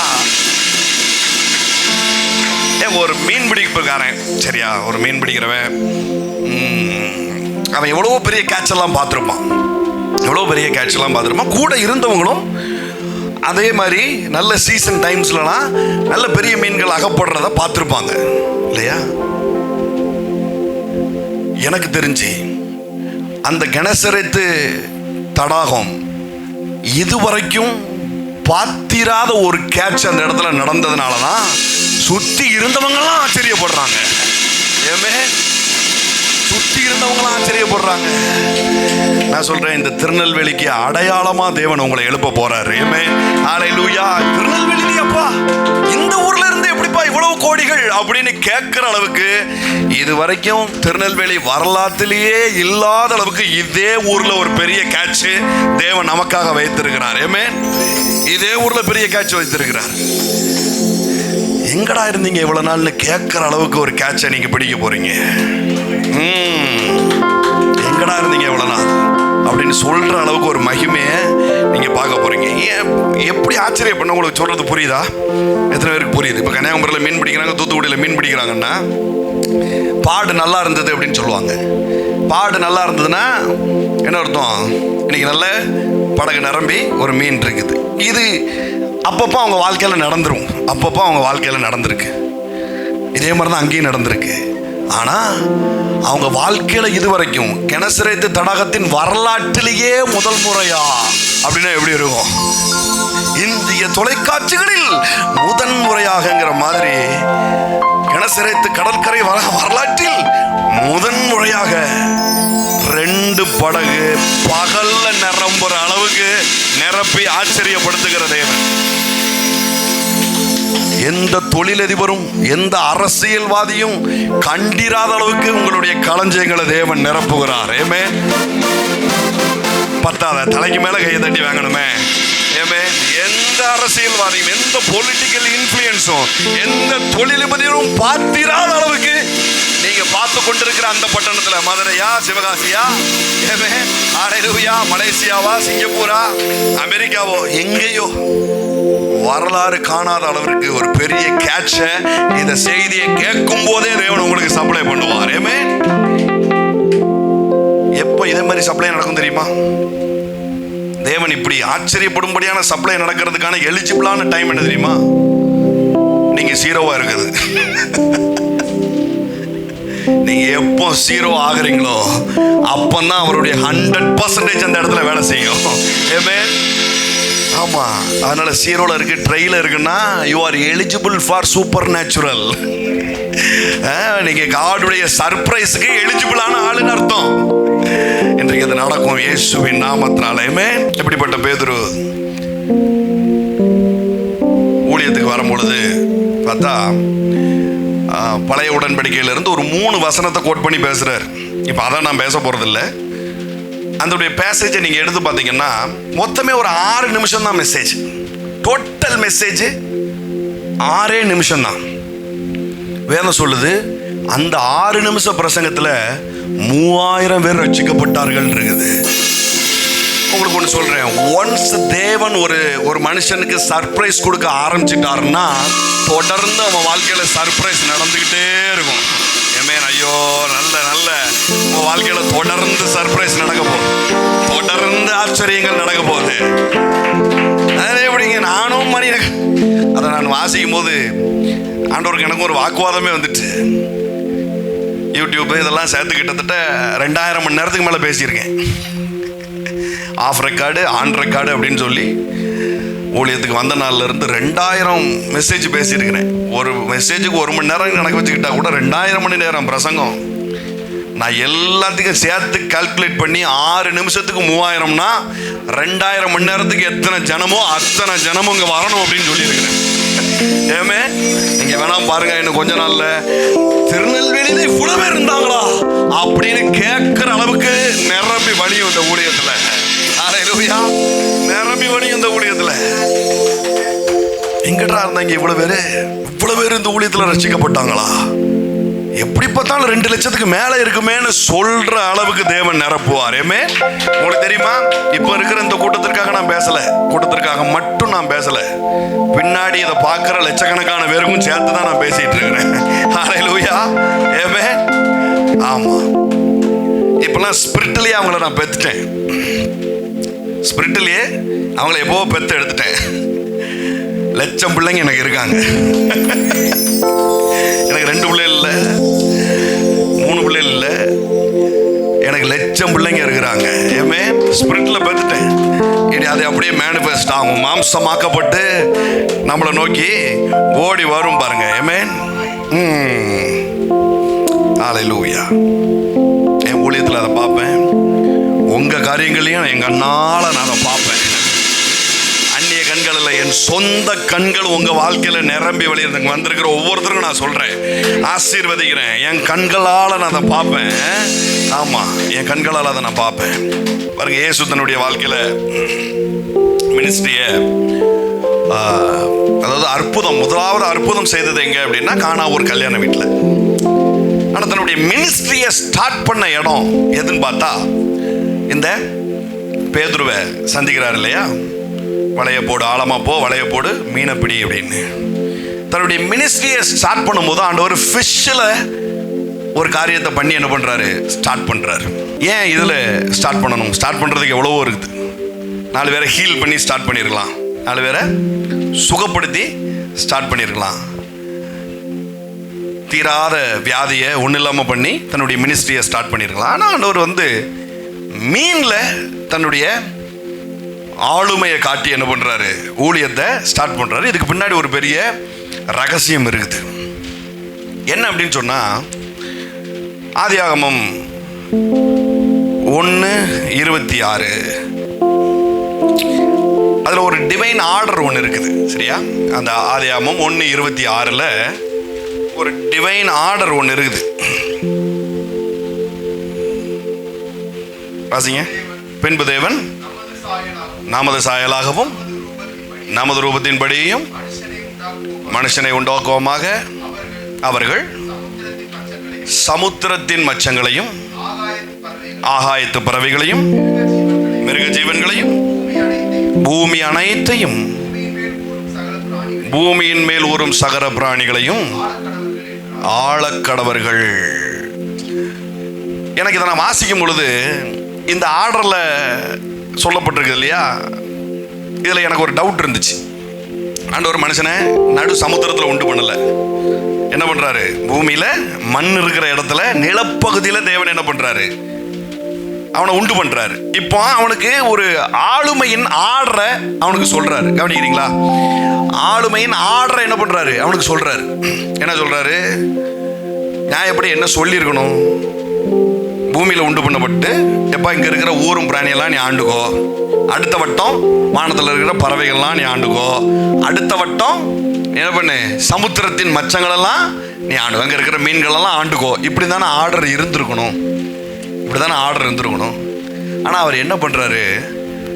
முதல்ல சமுத்திரத்தின் மச்சங்களை நீ ஆண்டுட்டு, அதுக்கப்புறம் பறவைகளை ஆண்டுட்டு, அதுக்கப்புறம் என்ன பண்ணு பூமியின் நிலத்தில் இருக்கிற மிருக ஜீவன்களெல்லாம் நீ என்ன பண்ணு ஆண்டுகொள் அப்படின்னு ஒரு டிவைன் ஆர்டர். இதில் கேள்வியே கேட்க முடியாது. டிவைன் ஆர்டர் ஏன் அப்படி அந்த மாதிரி ஆர்டர் கொடுத்தீங்க அப்படின்னு கேள்வியெல்லாம் கேட்க முடியாது.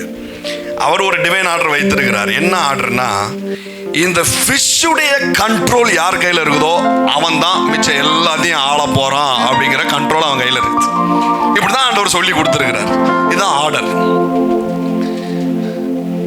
இப்போ விழுந்து போன மனுஷன் என்ன பண்ணியிருக்கிறான்? எல்லாம் டிஸ்ஆர்டர் ஆயிடுச்சு. எதெல்லாம் இவன் ஆண்டு கொள்ளணும்னு நினைச்சிட்டு இருக்கோனா அதெல்லாம் இவனை ஆண்டுகிட்டு இருக்குது. பூமி இவனை ஆளுது, சமுத்திரம் இவனை ஆளுது. சமயத்தில் வந்து வாங்க கரையோரமாக வாக்கிங் போவாதீங்க, கடலுக்குள்ள வாக்கிங் போகும்ட்டு சுனாமி மாதிரி வந்து தூக்கிட்டு ஓடிடுது. இப்படிலாம் சமுத்திரம் இவனை ஆண்டுகிட்டு இருக்குது பாருங்க. இப்போ ஆண்டவர் என்ன பண்றாரு? இதெல்லாம் திரும்ப ஆர்டருக்குள்ள கொண்டு வரணும்.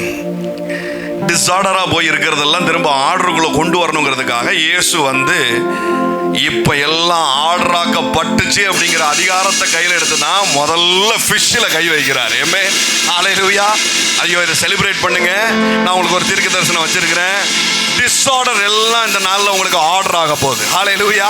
ஏமேன். குழம்பி கன்ஃபியூஸ் ஆகி போய் கிடக்கிறதெல்லாம் இந்த நாளில் ஒரு ஒழுங்குக்கு கீழே ஒரு ஆர்டரா உங்களுக்கு வரப்போகுது. இயேசு என்னைக்கு மினிஸ்ட்ரிக்குள்ள இறங்கினாரோ அப்ப டிஸ்ஆர்டர்ல இருந்ததெல்லாம் ஆர்டருக்குள்ள வருது. நான் உங்களுக்கு சொல்றேன், ஜீசஸ் மினிஸ்ட்ரி உங்க வாழ்க்கையில டிஸ்ஆர்டரா இருக்கிறதெல்லாம் ஆர்டருக்குள்ள கொண்டு வந்துட்டு இருக்குது. ஆர்டருக்குள்ள கொண்டு வந்துட்டு இருக்குது. எனி டிஸ்ஆர்டர் இன்றைக்கு எல்லாம் ஆர்டருக்குள்ள வருது. ஆமென். நாட்களை கூட எனக்கு பிளான் பண்ண முடியலன்னு உட்கார்ந்துருக்கீங்களா? நான் சொல்றேன், எனக்கு சரியா நாட்களை கூட பிளான் பண்ண முடியல பிரதர். நாளைக்கு என்ன பிளான் கேட்டால் எனக்கு தெரியாது. அடுத்த வாரம் என்ன பிளான்? உங்களுடைய 5 வருஷ பிளான் என்ன? நீங்கள் எதை நோக்கி பயணிக்கிறீங்க? உங்கள் ட்ரீம் என்னன்னு கேட்டால் எனக்கு தெரியாது. அப்படி நீங்கள் உட்காந்துருக்கிறீங்க. நான் உங்களுக்கு சொல்கிறேன், ஏதோ டிஸ்ஆர்டர் ஆகி போய் இருக்குது. இன்றைக்கு எல்லாம் ஆர்டருக்குள்ளே வரும். அடுத்த 20 வருஷ பிளானை தேவன் உங்கள் கையில் கொடுப்பார். ஏமே, அடுத்த 20 இயர்ஸில் நீ என்ன ஆக போற? அடுத்த 5 வருஷத்துல நீ என்ன ஆக போற? அடுத்த 3 வருஷத்துல உனக்கு என்ன நடக்க போகுது? அடுத்த 6 மாசத்துல நீ எந்த உயரத்துக்கு போவ? எல்லா பிளானும் இன்றைக்கு உங்களுக்கு வெளிப்படும். எல்லாம் டிஸ்ஆர்டர், எல்லாம் இயேசுவின் நாமத்தினால இன்னைக்கு ஆர்டருக்குள்ள வருது. எல்லாம் ஆர்டருக்குள்ள வருது. எல்லாம் ஆர்டருக்குள்ள வருது. ஆமென். இஸ்ரவேல் ஜனம் அப்படி ஆதியாகமத்துல ஆண்டுகொள் அப்படின்னு சொல்லி கொடுக்கப்பட்ட அந்த ஜனம் யாத்ராமத்துக்கு வரும் பொழுது எல்லாம் அடிமையாகி போய் உட்கார்ந்துருக்கு. ஏன் அடிமையானுச்சு? பார்வோன் என்கிற ஒருத்தன் அடிமைப்படுத்தி விட்டான் அப்படின்னு சொல்ல முடியாது. ஏன்னா யோசேப்பு நாட்கள்ல அவன் தான் கூப்பிட்டு நிலபலன்களெல்லாம் அவனுக்கு கொடுக்கான். அவன் அறியாத யோசேப்பை அறியாத வேறொரு பார்வோன் வந்ததுனால அடிமைத்தனம் பட்டாங்களா அப்படின்னு பார்த்தா அதுல ஓரளவுக்கு உண்மை இருக்குது. ஆனாலும் அடிமையா போற அளவுக்கு என்ன நடந்துச்சு? அடிமையா போற அளவுக்கு என்ன நடந்தது? அவனுக்கு சொந்த லேண்ட் இருக்கு, எல்லாம் இருக்குது. இருந்தும் எப்படி அடிமை ஆனா? எதுல மிஸ் பண்ணா? சில டிஸ்ஆர்டர் நடந்தது பாருங்க. சில ஆர்டர் மாறிடுச்சு. எப்படி மாறிச்சு? என்னாகமம் 11:5. இதுல இஸ்ரவேல் ஜனத்துக்கு பார்வோன் எகிப்து ஒரு ஃபுட் மெனு அவங்களுக்கு கொடுக்குது. ஒரு ஃபுட் மெனு அவங்களுக்கு சாப்பிட்றதுக்கு கொடுக்குது பாருங்க. நல்ல ப்ரொடக்டிவிட்டியை அவங்ககிட்ட இருந்து வாங்கிக்கிடுது. நல்ல வேலை வாங்குது. இஸ்ரவேல் ஜனத்தை எகிப்து என்ன பண்ணுது? பார்வோனுடைய சேனைகள் என்ன பண்ணுது? நல்ல வேலை வாங்குது. அவன்கிட்ட இருந்து பொட்டன்ஷியல் எல்லாம் உரியுது. எல்லா ப்ரொடக்டிவிட்டியும் அவன்கிட்ட இருந்து எடுக்குது. ஆனால் திரும்ப கொடுக்கறது பார்த்தா சம்பந்தமே இல்லாத ஒரு ஃபுட் மெனுவை அவங்களுக்கு கொடுக்குது. துளி அளவும் சம்பந்தமே இருக்காது பாருங்களேன். இந்த ஃபுட் மெனுவை பார்த்தா இந்த ஃபாரின்லலாம் ஸ்டைலுக்காக சமைப்பாங்கல்ல, அந்த மாதிரி ஒரு சமையல் மாதிரி இருக்கும். நீங்கள் வாசிக்கும் போது உங்களுக்கு புரியும். என்ன ஆகுமோ 11:5 இல்லை சொல்லுங்க, கிரயம் இல்லாமல் சாப்பிட்ட மச்சம். அடுத்து வெள்ளரிக்காய், கொமட்டிக்காய், கீரை, வெங்காயம், வெள்ளைப்பூடு. வெங்காயம் வெள்ளைப்பூடு ஓகே, கூடவே கொஞ்சம் இஞ்சி தக்காளி இருந்ததுன்னா, அதுவும் சின்ன வெங்காயமாக இருந்ததுன்னா கொஞ்சம் மஞ்சத்தூள் மிளகாப்பொடி கொடுத்தா நல்ல ஒரு மீன் குழம்பு ரெடி பண்ணியிருக்கலாம். உங்களுக்கு எப்படி பாஸ் தெரியும் அப்படிங்களா? அப்பப்போ தெரியும். அப்பப்போ கூட 2 வெங்காயம் உரிச்சு கொடுக்கறதுனால தெரியும். ஆனால் இந்த மெனுவை பாருங்களேன், கொமட்டிக்காயை வச்சு என்ன செய்ய முடியும் மீன் குழம்பு? கொமட்டிக்காய்னா நிறைய பேருக்கு என்னன்னே தெரியாது பாருங்க. எத்தனை பேருக்கு தெரியும் கொமட்டிக்காய்னா? தெரியுமா? உண்மையை சொல்லணும். சரி, 1 2 3 பேருக்கு தெரியுது. எனக்கெல்லாம் சத்தியமாக தெரியாது. ஆனால் இங்கிலீஷில் அது வேற இருக்குது. தர்பூசணி வெரைட்டி மாதிரி ஒன்று இருக்குது. சில இது என்ன பண்ணுறாங்கன்னா அதில் வந்து எலுமிச்சம்பழத்தை சொல்லியிருக்குது.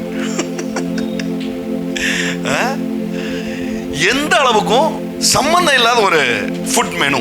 ஆனால் அதில் ஒரு விஷயத்தை கவனிச்சிங்கன்னா, கிரயம் இல்லாமல் சாப்பிட்ட மச்சங்கள். ஃப்ரீலி மீனை கொடுத்துருக்கிறான் பார்வோன். நம்ம சோதி என்ன கடையில் ஃப்ரீயாக வேணா 4 துண்டு சாலை தருவாங்களே தவிர வேற ஃப்ரீயா தரமாட்டாங்க பாருங்க. ஃபிஷ்ஷெல்லாம் அவ்வளோ ரேட் இருக்குது இப்போ.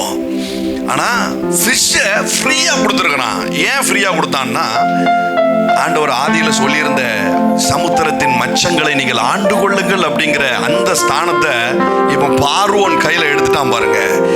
அவன் கையில் இப்போ ஃபிஷ் கண்ட்ரோல் வந்ததுனால ஒட்டுமொத்த மனுஷனும் இப்போ இவன் கண்ட்ரோலுக்குள்ள வந்துட்டான். ஏமே, எத்தனை பேருக்கு புரியுது? ஃபிஷ் கண்ட்ரோல் யார் கையில் இருக்குதோ அவன் கையில் மற்றதெல்லாம் கீழே வரும்.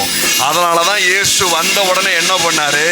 ஃபிஷ்ஷை என் கண்ட்ரோலில் எடுக்கிறேன், மற்றதெல்லாம் என் கண்ட்ரோலுக்கு வரும்னு வந்து அதை எடுக்கிறார் பாருங்க. நான் உங்களுக்கு சொல்கிறேன், சில அடையாளங்கள் இருக்கு. சரியா? பைபிளில் இதை நான் நிறைய மெசேஜில் சொல்லியிருப்பேன், நீங்கள் ஒருவேளை கேட்டிருக்கலாம். இருந்தாலும் புதுசாக கேட்குற மாதிரியே கேட்டுக்கோங்க. பைபிளில் சில சிம்பிள்ஸ் இருக்குது. சில மிருகங்கள் வந்து ஆவிக்குரிய ரீதியோட ஒரு தொடர்பில் இருக்குது. சில பாசிட்டிவான மிருகங்கள், நெகட்டிவான மிருகங்கள் அப்படின்னு சொல்லி இருக்குது. இப்போ இந்த தேள், எலி, யானை, பாம்பு, இதெல்லாம் வந்து நெகட்டிவ் சைடில் இருக்கிற மிருகங்கள். இது நிறைய பேருக்கு விஷனில் வரும் பாருங்க. நிறையா விஷனில் வரும். இப்போ எனக்கு நிறைய ப்ராஃபஸி நான் பண்ணும் பொழுது சில பேருக்கு சொல்லுவேன், இந்த பிஸ்னஸில் இன்வெஸ்ட் பண்ணாதீங்க அப்படின்னு நான் சொல்லுவேன். நான் இதில் இப்போதைக்கு இன்வெஸ்ட் பண்ணாதீங்க, வெயிட் பண்ணுங்க அப்படின்னு சொல்லுவேன். இது எப்படி சொல்லுவேன் அப்படின்னு சொன்னால், அவங்களுக்காக ப்ரேயர் பண்ணும்போது ஒரு சிறுத்தை வந்து நிற்கும் என் முன்னாடி. சிறுத்தை வந்து நிற்கும். அது பார்க்கறதுக்கு அழகாக இருக்கும், ஆனால் அது டேஞ்சர், வெரி டேஞ்சர். பின்னாடி வேலையை காட்டிடும். பார்க்கறதுக்கு நல்ல பிஸ்னஸ் வாய்ப்பு மாதிரி இருக்கும், பார்க்கறதுக்கு நல்ல லாபம் மாதிரி இருக்கும், ஆனால் பின்னாடி மொத்தமாக சுருட்டிட்டு விட்டுரும். அப்படிங்கிறத அதை வச்சு நான் சொல்லுவேன். நான் இப்படி வந்து பிஸ்னஸில் இன்வெஸ்ட் பண்ணாதீங்க அப்படின்னு ஒரு சில தீர்க்கதரிசிகள் சொல்ல நான் கேட்டிருக்கிறேன். சிலரை பார்க்கும்போது தேள் வரும், பிக்சரைஸ்டாக வரும். அப்போ அது தேள் வந்து என்னையை பொறுத்த வரைக்கும் கேன்சருக்கு அடையாளமாக இருக்குது அப்படிங்கிறத நான் கண்டுபிடிப்பேன் அப்படின்னு சொல்லி சில தீர்க்கதரிசிகள் சொல்ல நான் கேட்டிருக்கிறேன். அந்த மாதிரி சில சைன்லாம் இருக்குது. புறா, இதெல்லாம் பாசிட்டிவ் சைடில் உள்ள மிருகங்கள். புறா வர்றது, சிங்கம் வர்றது. சிங்கமுமே கொடூரமான சிங்கமாக இருந்தால் அது நெகட்டிவ் சைடு. நல்ல பியூட்டிஃபுல்லாக ஒரு சிங்கம் வந்தது, ஒரு ஆண் சிங்கம் வருதுன்னா அது வந்து பாசிட்டிவான எனர்ஜி கொடுக்கக்கூடிய சைன். கழுகு, வெள்ளை கழுகு, இந்த பின்னாடி வரைஞ்சிருக்கோம் பார்த்தீங்களா? இதெல்லாம் விஷனில் வந்ததுனால வரைஞ்சது. இந்த ஒயிட் எல்லாம் இப்படிலாம் வர்றது வந்து ஒரு ரெய்னிங் பவருக்குள்ள அடையாளங்கள் பாருங்க. இப்படி வரும், விஷனில் வரும், ட்ரீம்ஸில் வரும். மீன் பாசிட்டிவான ஒரு அடையாளம். அதுவும் எதுக்கான அடையாளம்னா செழிப்பிற்கான ஒரு அடையாளமா இருக்கு. ஆமென், ஹல்லேலூயா. தரித்திரத்துக்கான அடையாளமா இந்த தவளை இருக்கு. இப்ப இந்த பவர், இந்த மீனுடைய கண்ட்ரோல் இந்த பார்வோன்ட்ட இருந்ததுனால இப்ப மோசே எழும்பி வந்து என்ன பண்றாரு? முதல்ல ஒரு காரியத்தை செய்யறாரு. என்ன செய்யறாரு? ஒரு காரியத்தை செய்யறாரு. என்ன செய்யறாரு? ஃபர்ஸ்ட் நைல் நதியை சிவப்பா மாத்துறாரு இல்லையா? நைல் நதியை சிவப்பா மாத்தினாரு அப்படின்னு உடனே ஏதோ கலர் சேஞ்ச் பண்ணி பார்வோனை பயமுறுத்திட்டாரு நம்ம நினைச்சுக்கிட கூடாது. இது சங்கீதம் 105:29 பாருங்களேன். அவர்களுடைய தண்ணீர்களை ரத்தமாக மாற்றி அவர்களுடைய மச்சங்களை சாக பண்ணினார். முதல்ல அங்க இருக்கிற கண்ட்ரோலை கேன்சல் பண்றார். ஆமென், ஹல்லேலூயா. நான் உங்களுக்கு சொல்றேன், உங்களுக்கு அகைன்ஸ்டா இருக்கிற சில கண்ட்ரோல் கேன்சல் ஆகுது. ஆமென். கண்ட்ரோல் உங்களை நோக்கி வருது. இப்ப அடுத்த வசனத்தை பாருங்களேன். அடுத்த வசனம் கேன்சல் பண்ணது மட்டும் இல்ல, அடுத்து ஒண்ணு நடக்குது. அவர்களுடைய தேசம் தவளைகளை திரளாய் பிறப்பித்தது. அவர்களுடைய ராஜாக்களின் அறை வீடுகளிலும் அவைகள் வந்தது. அங்க ஒரு எக்ஸ்சேஞ்ச் நடந்துச்சு. என்ன எக்ஸ்சேஞ்சு? மீனை புடுங்கிட்டு தவளையை உள்ள அனுப்பி விடுறாரு. 6000 வருஷத்துக்கு முன்பதாய் நடந்த ஒரு எக்ஸ்சேஞ்சு இன்றைக்கு மறுபடியும் இது உச்சரிக்கப்படுது. இங்க வேற மாதிரி ஒரு எக்ஸ்சேஞ்ச் இப்ப நடந்துகிட்டு இருக்குது. அதே சூப்பர் நேச்சுரல் இங்க வேற மாதிரி நடக்குது. இங்கேயும் ஒரு எக்ஸ்சேஞ்ச் நடக்குது. இங்க தவளைகள் பிடுங்கப்பட்டு ஃபிஷ் சப்ளை பண்ணப்படுது. ஆமென். திரளா அவங்க எல்லா தலைமையிலையும் தாறுமாறான மீன்கள் துள்ளுகிறத நான் பார்க்கிறேன். நாளை நல்ல கையை தட்டி வாங்கிட்டே இருங்க. ஆமென். ஃபிஷ் கண்ட்ரோல் உங்களை நோக்கி வருது. ஆமென். ஃபிஷ் கண்ட்ரோல் உங்களை நோக்கி இப்போ பார்வோனுக்கு நல்லா தெரிஞ்சிட்டு, ஆஹா கண்ட்ரோல் கையை மீறி போயிருச்சு. இனி இந்த ஜனத்தினுடைய விடுதலையை தடுக்க முடியாது. ஆமென். முட்டி மோதி அடிமைத்தனத்துக்குள்ள வச்சிட்டு இருந்த காரியங்கள் மாறுது பாருங்க. நான் சொல்றேன், இன்றைக்கு மாறுது எல்லாம். ஹல்லேலூயா. ஆமென். எல்லாம் மாறுது. This is the season of fishing. Hallelujah. ஐயோ வேற மாதிரி ரிசீவ் பண்ணுங்க. This is the season of fishing. எல்லா தவளைகளும் உங்க வாழ்க்கையில இருந்து வெளியேறுது. ஐயோ வெளியேறுது. எல்லா தவளைகளும் பாருங்க. பார்வோனுடைய வீட்டுக்குள்ள எல்லா இடத்துலயும் போய் தவளை உட்கார்ந்துக்கிட்டு, பெட்ரூம்ல படுத்திருக்கு, பிள்ளைங்க தொட்டிலுக்குள்ள படுத்திருக்கு, அடுப்பாங்கரைக்குள்ள படுத்திருக்கு, பாத்ரூம்குள்ள படுத்திருக்கு. விருந்தாளிங்க உள்ள வந்து உட்கார்ந்துருந்து வந்தாங்க, ஒரு கிளாஸ் தண்ணி குடிங்க அப்படின்னு தண்ணியை ஊறி கொடுத்தா டம்ளருக்குள்ள உட்கார்ந்துருக்கு. எப்படி இருக்கும் பாருங்க. தவளை தரித்திரத்துக்கான அடையாளம் நான் சொன்னேன். இப்போ உங்க கிச்சன்ல தவளை இருக்கதான்னு எப்படி கண்டுபிடிக்கலாம்? என்ன சமைக்கனே தெரியல, ஏன்னா ஒண்ணுமே இல்லை அப்படிங்கிற சூழல் இருக்குதுன்னா, அல்லது உப்பு புளி மிளகாத்தை வாங்கிறதுக்கு அவ்வளோ யோசனை இருக்குதுன்னா, உங்க அடுப்பாங்கரையில் தவளை இருக்குன்னு அர்த்தம். கணவன் மனைவி பெட்ல படுக்கும் பொழுது பிரச்சனையாவே இருக்குது, இன்பமாவே இல்லை அப்படின்னா என்ன அர்த்தம்? புருஷன் பொண்டாட்டி இடையில பெட்ல தவளை படுத்து கிடக்குன்னு அர்த்தம். மனச்சிக்கலை விட மலச்சிக்கல் பெருசா இருக்கப்பா அப்படிங்கிற அளவுக்கு நிம்மதியா டாய்லெட் கூட போக முடியல, நெஞ்சக்கறிக்கு பின்னாடி போகுது அப்படின்னு என்ன அர்த்தம்? சரீரத்துல தவளை உட்கார்ந்துருக்கு, டாய்லெட்ல தவளை இருக்குன்னு அர்த்தம். ஒரு விருந்தாளிய தைரியமா வீட்டுக்குள்ள கூப்பிட முடியலங்க. வீட்டுல இருக்கிற சோஃபா உடஞ்சு கிடக்கு. வீட்டுல அவங்களுக்குன்னு கொடுக்கறது கூட, மனசார கொடுக்கறது கூட ஒண்ணும் இல்லை. அதனால யாரையுமே நான் வீட்டுக்குள்ள நடையத்துறது இல்லை அப்படிங்கிற ஒரு சிச்சுவேஷன் இருந்தா என்ன அர்த்தம்? விருந்தாளிகளை வரவேற்க கூட முடியாத அளவுக்கு நடுகாலில் தவளை உட்கார்ந்துருக்குன்னு அர்த்தம். நான் சொல்றேன், இப்ப நான் உச்சரித்த அவ்வளவு தவளைகளும் உங்க வாழ்க்கையில செத்து வெளியேறும். ஐயோ வேற மாதிரி ரிசீவ் பண்ணணும்.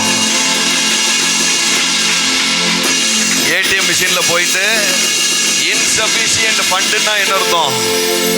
மிஷின்ல உங்க அக்கௌண்ட்டுக்குள்ள தவளை இருக்குன்னு அர்த்தம். நினைச்சதை வாங்க முடியலன்னா என்ன அர்த்தம்? உங்க ஜிபே போன்பேக்குள்ள தவளை இருக்குன்னு அர்த்தம். உங்களுக்கு கோடி கணக்கில் விதைக்கணும்னு எனக்கு ஆசை பிரதர்பாங்க. என்கிட்ட நிறைய பேர் லட்சங்களை விதைக்கணும்னு எனக்கு ஆசை பிரதர். ஆனா இல்லை, ஒன்றும் கவலைப்படாதீங்க. உங்க அக்கௌண்ட்ல இருக்கிற தவளைலாம் இன்னைக்கு வெளியேறும். நினைச்ச நேரத்தில் நீங்க விதைக்க போறீங்க. This is the season of fishing. இது மீன் பிடிக்கிற காலம், திரளான மச்சங்களை பிடிக்கிற காலம், ஃபிஷ் உங்க கண்ட்ரோலுக்குள்ள வர்றதுக்கான காலம். நெகேமியாவின் நாட்கள்ல இடிந்து போன அலங்கத்தை திரும்ப கட்டி எழுப்பும் பொழுதுதான் ஒரு வார்த்தை வருது பாருங்க, மீன் வாசலை கட்டினார்கள் அப்படின்னு வருது, ஃபிஷ் கேட்டை கட்டினார்கள் அப்படின்னு வருது. 70 வருஷ கனவு 52 நாள்ல நிறைவேறுது பாருங்க. நான் சொல்றேன், வருஷங்கள் நிறைவேறாததெல்லாம் இந்த ஃபிஷ் கேட் எழுப்புறதுனால உங்க வாழ்க்கையில நாட்களுக்குள்ள நிறைவேற போகுது. ஐயோ, சில நாட்களுக்குள்ள நிறைவேற போகுது, சில நாட்களுக்குள்ள நிறைவேற போகுது. நான் சொல்றேன், 70 வருஷமா ஊழியம் பண்றேன், ஆனா நான் இப்படிலாம் பார்த்ததில்லை அப்படின்னு சிலர் சொல்லுவாங்க பாருங்க. நீ 70 வருஷமா பார்க்காதத நான் சொல்றேன், 70 நாள்ல நான் பார்க்க போறேன். ஆமென். டாக்குமெண்ட்ரி மிராக்கிள்ஸ் இந்த இடத்துல நடக்கும். இவ்வளவுதானா உங்க ஆசை? டாக்குமெண்ட்ரி மிராக்கிள்ஸ் இந்த இடத்துல நடக்கும். 70 வருஷம் ஊழியத்துல பார்க்காததெல்லாம் இங்க 52 நாட்கள்ல பார்க்கப்படும். நான் சொல்றேன், நீங்க வேணா நீங்களும் பார்க்க தானே போறீங்க. 52 நாட்கள்ல நடக்கும். ஹல்லேலூயா. ஃபிஷ் கேட் எழும்புது. Amen, amen. உங்க சாபத்தின் வாசல்கள் அடைக்கப்படுது இந்த நேரத்துல. உங்க தரித்திரத்தின் வாசல்கள் அடைக்கப்படுது, உங்கள் வியாதியின் வாசல்கள் அடைக்கப்படுது. ஃபிஷ் கேட் எழும்புது, மீன் வாசல் கட்டி எழுப்பப்படுது. ஹல்லேலூயா. மீன் வாசல் கட்டி எழுப்பப்படுது. எனக்கு ஒவ்வொருத்துக்கும் வசனம் சொல்லி சொல்லணும் எனக்கு ஆசை, பட் டைம் இல்லை. ஆமென். என்ன சொல்லுங்க, சாப வாசல் அடைப்படுது, தரித்திர வாசல் அடைப்படுது, வியாதியின் வாசல் அடைப்படுது, மீன் வாசல் கட்டி எழுப்பப்படுது. ஹல்லேலூயா. மீன் வாசல் கட்டி எழுப்பப்படுது. இயேசு நிறைய ஓமைகளை சொல்றார் இல்லையா? இயேசு நிறைய ஓமைகளினால் ஜனங்களுக்கு காரியங்களை தெரியப்படுத்துறார். இந்த ஓமைகள் எல்லாம் சும்மா இப்ப இருக்கிற சிச்சுவேஷனுக்கு இதெல்லாம் பார்த்து ஒன்று சொல்லுவோம் அப்படின்னு சொல்லல, டிவைன்ல இருந்து சொல்றார். டிவைன்ல இருந்து தான் ஓமைகளே சொல்றார். அப்படி ஒரு ஓமையை சொல்லும் பொழுது இப்படி சொல்றாரு, மீன் கேட்டா பாம்பை யாராவது கொடுப்பானா? நான் முதல்ல சொன்னேன், பாம்பு இதெல்லாம் சாபத்திற்கான அடையாளம், நெகட்டிவ் சைடு. மீன் என்னது? பாசிட்டிவ், செழிப்பிற்கான அடையாளம் இருக்கு. இப்போ இந்த ஆர்டரின் படி தான் இயேசு பேசுறாரு, சரியா? யாராவது செழிப்பை கேட்டா சாபத்தை உள்ள கொடுப்பானா அப்படிங்கிறார். ஆர்டர் பிடிச்சிட்டீங்களா? ஆர்டர் பிடிச்சாச்சா? ஆனா சில தகப்பன்மார்கள், ஆவிக்குரிய தகப்பனோ சில உலக தகப்பனோ, தெரிந்தோ தெரியாமலோ தன்னுடைய அடுத்த தலைமுறைக்கு மீனை சப்ளை பண்றதுக்கு பதிலாக பாம்பை சப்ளை பண்ணிருச்சு. பாம்பை சப்ளை பண்ணிருச்சு. அதனால தான் சிலதை சாதிக்க முடியல. சிலது சொத்து கொடுத்துருக்கணும், ஆனால் சொத்து கொடுக்கறதுக்கு பதிலாக வேற என்னத்தையோ கொடுத்துருச்சு, கடனை கொடுத்து வச்சுட்டு போயிடுச்சு. சிலது என்னன்னா பரம்பரை வியாதியை கொடுத்துட்டு போயிரும் பாருங்க. பரம்பரை வியாதியை, எந்த நோயை எடுத்துக்கிட்டாலும் உங்க அப்பாவுக்கு இருந்ததா, உங்க அம்மாவுக்கு இருந்ததா, உங்க அப்பாவுக்கு சுகர் இருக்கா, உங்க அம்மாவுக்கு சுகர் இருந்துச்சா, அப்போ உனக்கும் அப்படின்றாங்க பாருங்க. இதெல்லாம் பாம்பு, இதெல்லாம் பாம்பு. கர்த்தருடைய தீர்க்கதரிசியா பரம்பரையிலிருந்து வந்த பாம்புகளை சபிக்கிறேன். உங்க வாழ்க்கையிலிருந்து வெளியேறுது. இப்போ உங்க வாழ்க்கையிலிருந்து அதெல்லாம் வெளியேறு. ஜெனரேஷனல் கர்ஸ் எல்லாம் உங்க வாழ்க்கையிலிருந்து வெளியேறுது. தலைமுறை சாபங்கள் எல்லாம் உங்க வாழ்க்கையிலிருந்து வெளியேறுது. தலைமுறை தலைமுறையாய் தொடர்ந்து வந்த ப்ராப்ளம் உங்க வாழ்க்கையிலிருந்து வெளியேறுது. உங்க மூதாதையர் உங்களுக்கு கொடுத்துட்டு போன சுகர், பிரஷர்ங்கிற பாம்பு உங்க வாழ்க்கையிலிருந்து வெளியேறுது. ஹல்லேலூயா, ஹல்லேலூயா. உங்க மூதாதையர்கள் உங்களுக்கு கொடுத்துட்டு போன கடன், பற்றாக்குறை, சிலது என்னன்னா சில ஞானத்தை கொடுக்கல பாருங்களேன் பிள்ளைகளுக்கு. சில ஞானத்தை கொடுக்கல.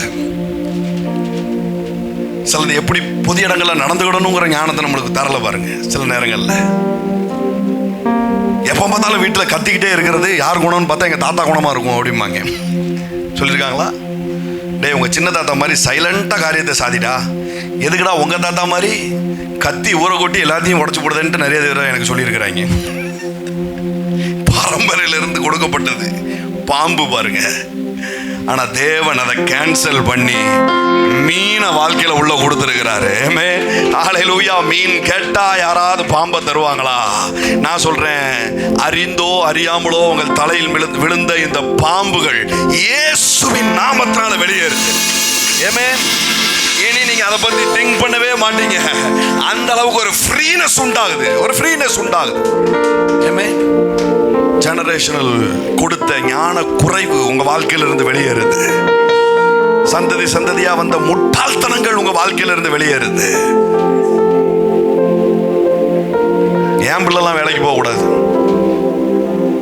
அவன் ஜமீன் 7 தலைமுறைக்கு உட்கார்ந்து சாப்பிடலாம். பாட்டி, உங்க 7 தலைமுறையும் இப்படி சொல்லி உட்கார்ந்து சாப்பிட்டதுனால இன்னைக்கு ஒரு காசு இல்லை.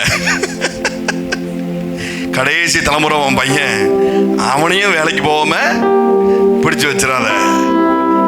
எவ்வளவு அறிவீனத்தின் பாம்புகள் பாருங்க. 7 ஜெனரேஷனா வேலைக்கு போக வேண்டாம், வேலைக்கு போக வேண்டாம், வேலைக்கு போக வேண்டாம்னு சொல்லி சொல்லி ஞான குறைவை போதிச்சு பாம்பை உள்ள தூக்கி இறக்கி விட்டுருக்குது.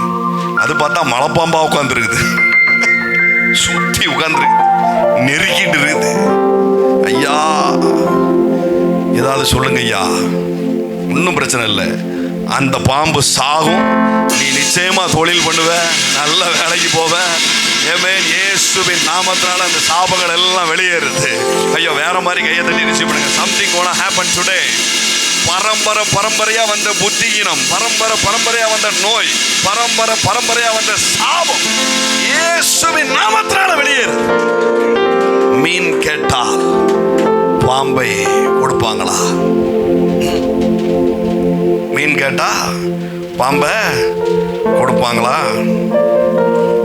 Thank you father. பவுல் தீமோத்தேயு சொல்றாரு பாருங்க, என்ன சொல்றாரு? இது உனக்குள்ள இருந்த இந்த வெளிச்சம் உன்கிட்ட இருந்து வரல ராஜா, உன் பாட்டிகிட்ட இருந்து உங்க அம்மாட்ட இருந்து இப்போ உனக்கு வந்திருக்கு. 3வது தலைமுறையா அந்த வெளிச்சம் உனக்கு உண்டாயிருக்குது. இதுதான் மீனை கொடுக்கிறது பாருங்க. நான் சொல்றேன், நீங்களும் உங்க பிள்ளைகளுக்கு மீன்களை கொடுக்கிறவர்களாய் தேவன் உங்களை மாற்றுகிறார். பரம்பரையில் வந்த பாம்பு இன்றைக்கு டிஸ்கனெக்ட் ஆகுது. நீங்க உங்ககிட்ட இருந்து உங்க பிள்ளைகளுக்கு தலைமுறைக்கு பாம்பு போகாது. ஹல்லேலூயா. உங்களுக்கும் உங்க தலைமுறைகளுக்கும் ஃபிஷ் சப்ளை ஆகும். 3ஆம் தலைமுறையும் எழும்பி சொல்லும். பவுல் ரெஸ்பெக்ட் பண்றாரு பாருங்களா பாட்டியம்மாக்கு. பவுல் பெரிய ஆளு. புதிய உடன்படிக்கையில 70% எழுதின ஆளு பாருங்க. எழும்பி நின்று சொல்றாரு, உன் பாட்டிக்கு என்னுடைய வந்தனங்கள், சல்யூட் பண்றான்ப்பா அந்த அம்மாக்கு அப்படிங்கிறாரு. நான் சொல்றேன், இன்னும் பெரிய அப்போஸ்தலர்கள்லாம் பிற்காலத்துல எழும்பி வருவாங்க. அவங்கெல்லாம் உங்களை பார்த்து என்ன பார்த்து சல்யூட் பண்ணுவாங்க. ஐயா, நீங்கெல்லாம் இல்லைன்னா இதெல்லாம் எனக்கு புரியவே புரியாதுப்பா அப்படின்னு சொல்லுவாங்க. அந்த அளவுக்கு ஒரு பெரிய இம்பாக்டை இந்த ஊர்ல நம்ம உண்டாக்க போறோம். ஐயோ, வேற மாதிரி ரிசீவ், இந்த ஊர்ல ஒரு பெரிய இம்பாக்டை உண்டு பண்ண போறோம். நீங்களாம் முன்னாடி வந்துட்டீங்க, ரொம்ப பாக்கியவான்கள். இன்னும் நிறைய பேர் வளர வளர வருவாங்க, அவர்களும் பாக்கியவான்கள். ஆனா அதை விட நீங்க பாக்கியவான்கள். ஃபவுண்டர் தானே முக்கியம், பின்னாடி வர MD CEO அதுக்கப்புறம். But you will be a founder. நீங்க ஃபவுண்டரா இருக்க போறீங்க, சில காரியத்திற்கு பயோனியரா இருக்க போறீங்க.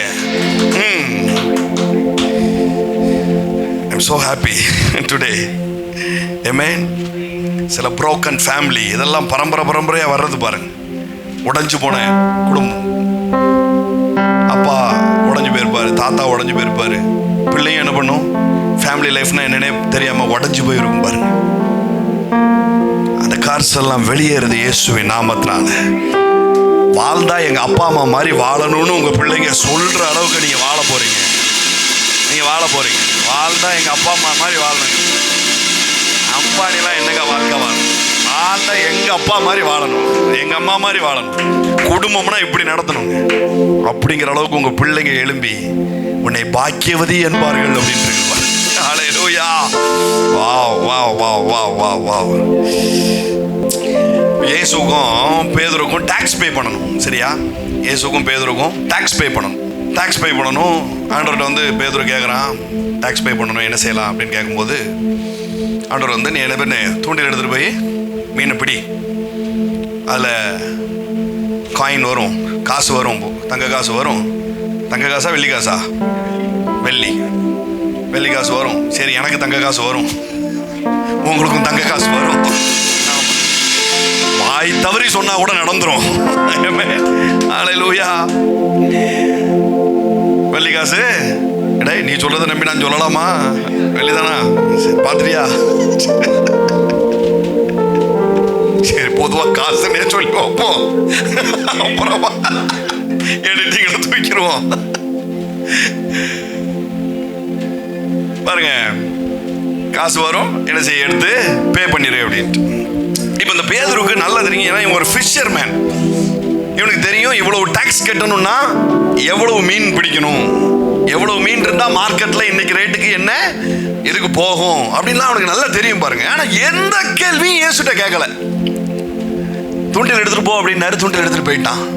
இவன் கேரக்டர் ரொம்ப பயங்கரமான கேரக்டர் பாருங்க. எந்த அளவுக்கு இயேசு உயிர்த்தெழுந்ததுக்கு பிற்பாடு இவன் விலகி போனாலும், இவன் பின்மாற்றமா போனா கூட இயேசு இவனை நினைச்சு பார்த்து, எப்ப பேதுருட்டையும் மற்ற சீசர்கள்ட்டையும் சொல்லிடுறேன் நான் உயிரோட எழும்பிட்டேன்னு அப்படிங்கிற விஷயத்த, பேதுருவை எவ்வளவு இம்பார்ட்டன்ட் கொடுத்தாருங்கிறது அவனுடைய கேரக்டரை பார்த்தா தெரிஞ்சிரும் பாருங்க. படகுல போயிட்டு இருக்கும் போது வெள்ளம் வந்துருச்சு, பெரிய புயல் அடிக்குது, அலை அடிக்குது. இயேசு கடல்ல நடந்து வராரு, எல்லாரும் சேர்ந்து பேய் பிசாசு அப்படின்னு இயேசுவை பார்த்து சொல்ல ஆரம்பிக்கும் போது, பேதுரு ஒருத்த மட்டும், நீ இயேசுவே ஆனால் நானும் இறங்கி நடக்கட்டும் அப்படிங்கிறான் பாருங்க. அப்ப இயேசு என்ன சொல்றாரு, இறங்கி வா அப்படின்ட்டு இறங்கி நடந்து போறான், முங்கிடுறான். எனக்குள்ள மறுபடியும் ஒரு கொஸ்டின், இவன் சாதாரணமான ஆளா இருந்தாலும் பரவாயில்ல, இவன் மலைவாழ் மக்களா இருந்தாலும் பரவாயில்ல, எனக்கு நெய்தல் சார்ந்த நிலமும் எனக்கு பழக்கம் இல்லை, நான் பாலை மருதத்தில் உள்ளவன் அப்படின்னு சொல்லியிருந்தாலும் பரவாயில்ல, இவன் நெய்தல்காரன், இவன் கடல்ல மீன் பிடிக்கிறவன் பாருங்க.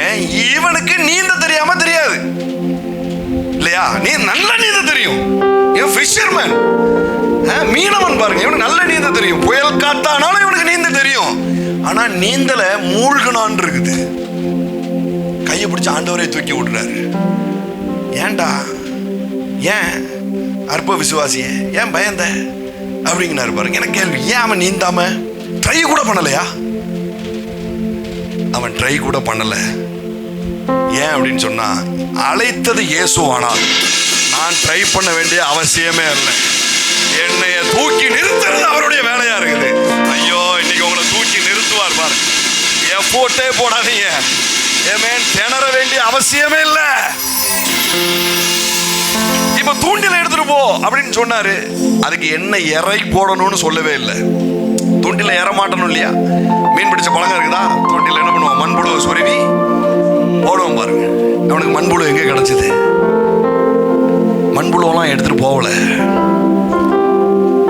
இயேசுவினுடைய வார்த்தை மீன் பிடிக்கிறதுக்கான இறையா இருக்குது. அவர் ஒன்ஸ் சொல்லிட்டார்னா, தூண்டிலே இல்லாம சும்மா வெறுங்கையை எப்படி நான் போட்டாலும் என் கையில மீன் வரும். ஹல்லேலூயா.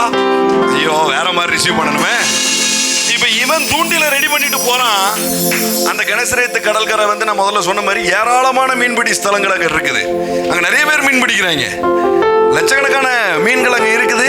மீன் பிடிக்கிற ஆட்களும் நிறைய நூற்றுக்கணக்கான பேர் இருக்கிறாங்க.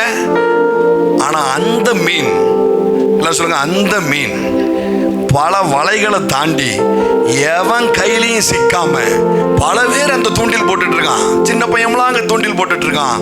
அவனுக்கெல்லாம் சிக்காம கரெக்டா பேதுருவை பார்த்து சிக்குது.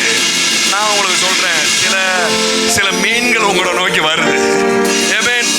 காசை சுமந்து கொண்டு வரக்கூடிய சில மீன்கள் உங்களை நோக்கி வருது.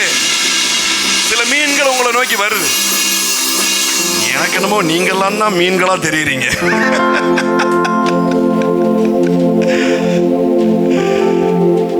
என்ன நோக்கியும் திரளான மீன்கள் வர்ற அதே நேரத்தில் நான் சொல்றேன், உங்களை நோக்கியும் காசை கொண்டு வர்ற மீன்கள் உங்களை நோக்கி வருது. சில டிவைன் ஆர்டர்ஸை கொண்டு வரக்கூடிய மீன்கள் உங்களை நோக்கி வருது. ஆமென். ஹல்லேலூயா. Thank you Father. யோவான் 21:11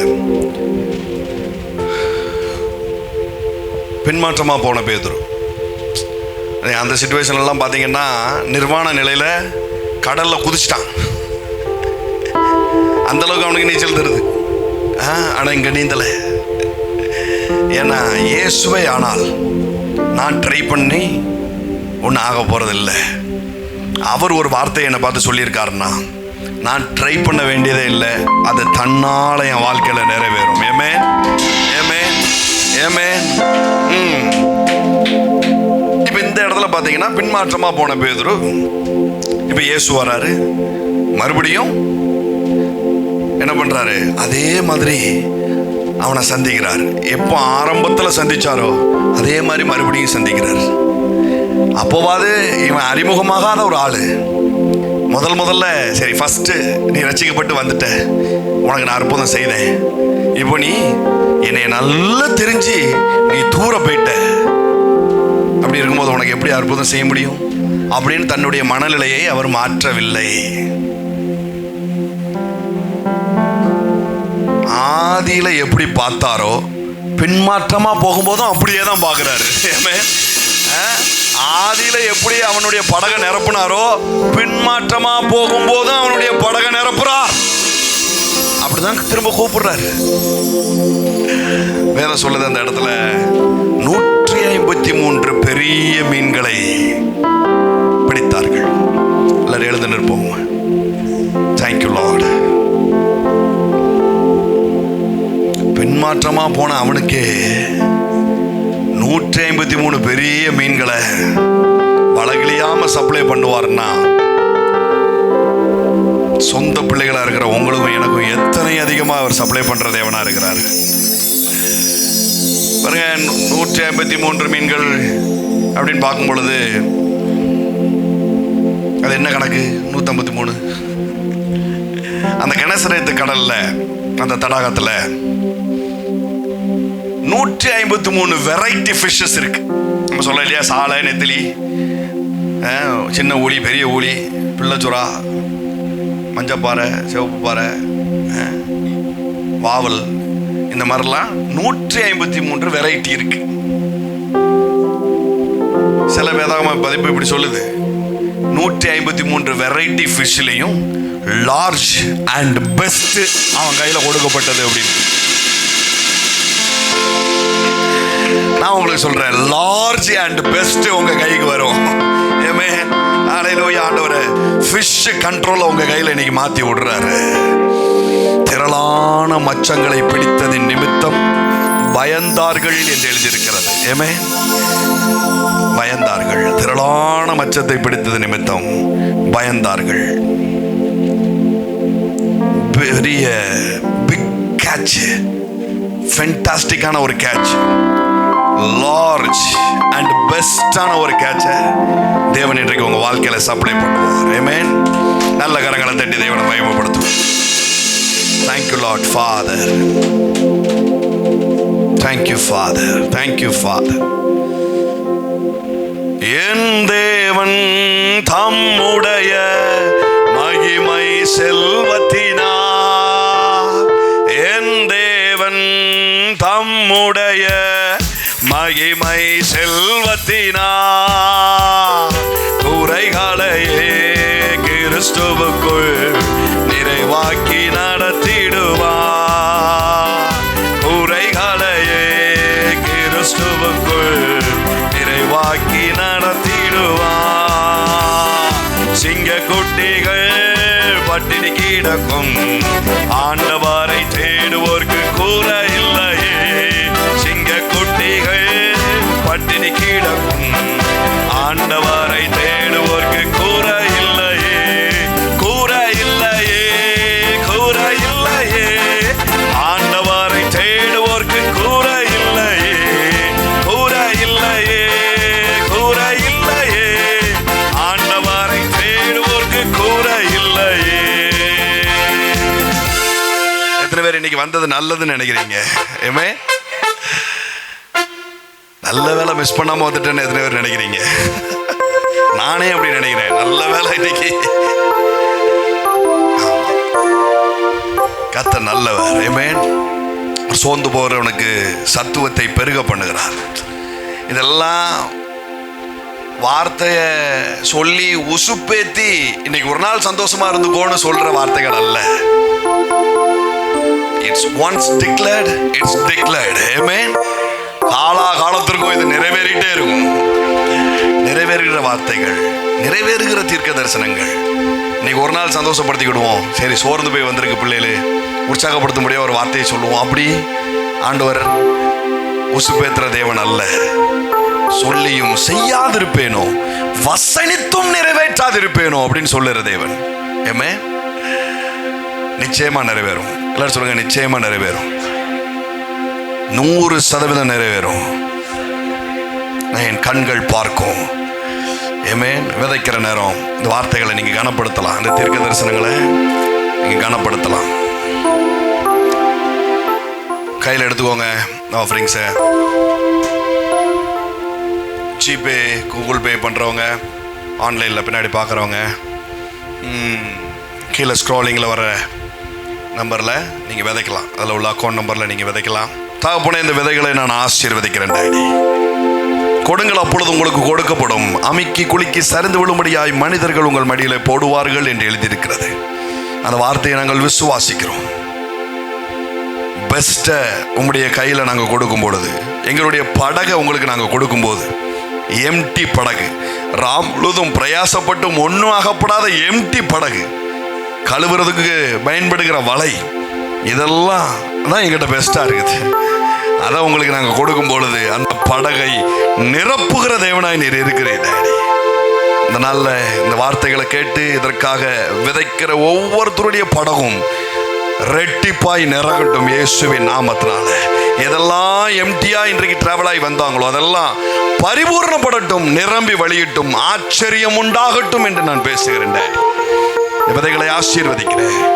பள்ளிக்கு பெருக பண்ணுங்க. மச்சங்களை ஆண்டு கொள்வீர்கள் என்று நான் ஆசீர்வதிக்கிறேன். ஃபிஷ் கண்ட்ரோல் இவர்களை நோக்கி ஓடி வரட்டும். மீண்டும் இழந்த பதவிகள் இவர்களை நோக்கி ஓடி வரட்டும். மீண்டும் இழந்த காரியங்கள் இவர்களை நோக்கி ஓடி வரட்டும். நல்ல இல்லற வாழ்க்கை இவர்களோடு தேடி ஓடி வரட்டும். மனதார பிளஸ் பண்றேன். தலைமுறைகளை ஆசீர்வதிக்கிறேன். தீமோத்தேயுக்கு சொல்லப்பட்ட வார்த்தைகள் எங்களுடைய 3ஆம் தலைமுறைக்கும் அந்த வார்த்தைகள் செல்லுபடி ஆகட்டும். இவங்கள் குடும்பத்திலிருந்து தீர்க்கதரிசிகள் எழும்பட்டும், அப்போஸ்தலர்கள் எழும்பட்டும், வியாதிகளை குணப்படுத்துகிற வல்லமை உள்ள ஊழியர்கள் எழும்பட்டும் என்று மனதார ஆசீர்வதிக்கிறேன். போதகர்கள் எழும்பட்டும். ஆமென். சுவிசேஷகர்கள் எழும்பட்டும். நப்தலி கோத்திரம் எழும்பட்டும் இயேசுவின் நாமத்தினால. நல்ல வசனங்களை வசனிப்பான் என்று எழுதியிருக்கிறது. இயேசுவின் நாமத்தினால பிதாவே. ஆமென், ஆமென், ஆமென்.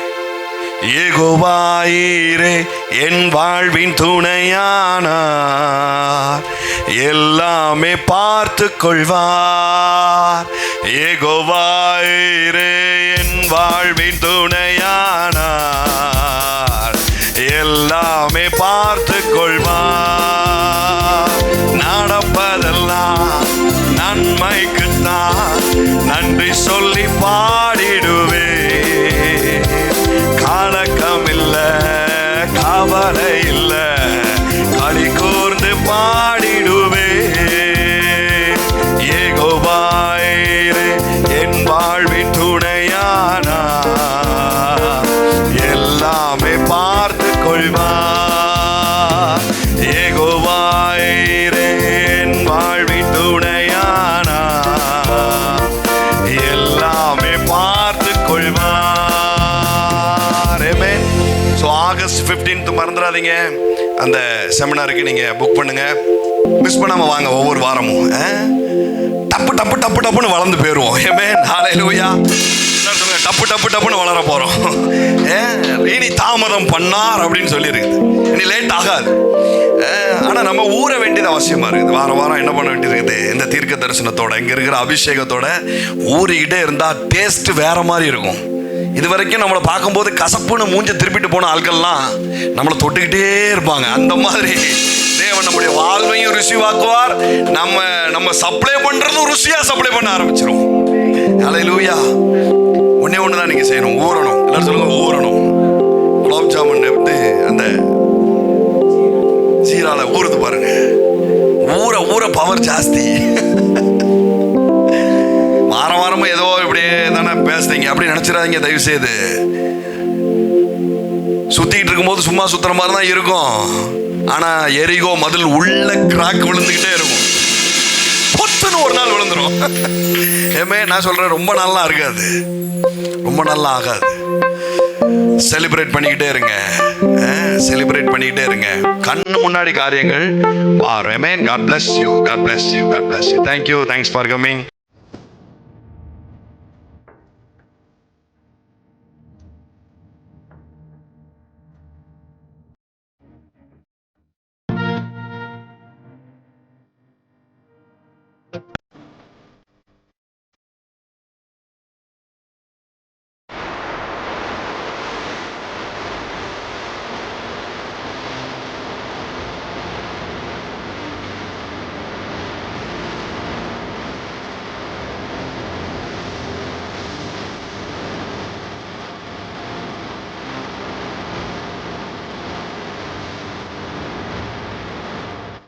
கடனாளியா இருப்பதில் தேவனுக்கு உடன்பாடு இல்லை.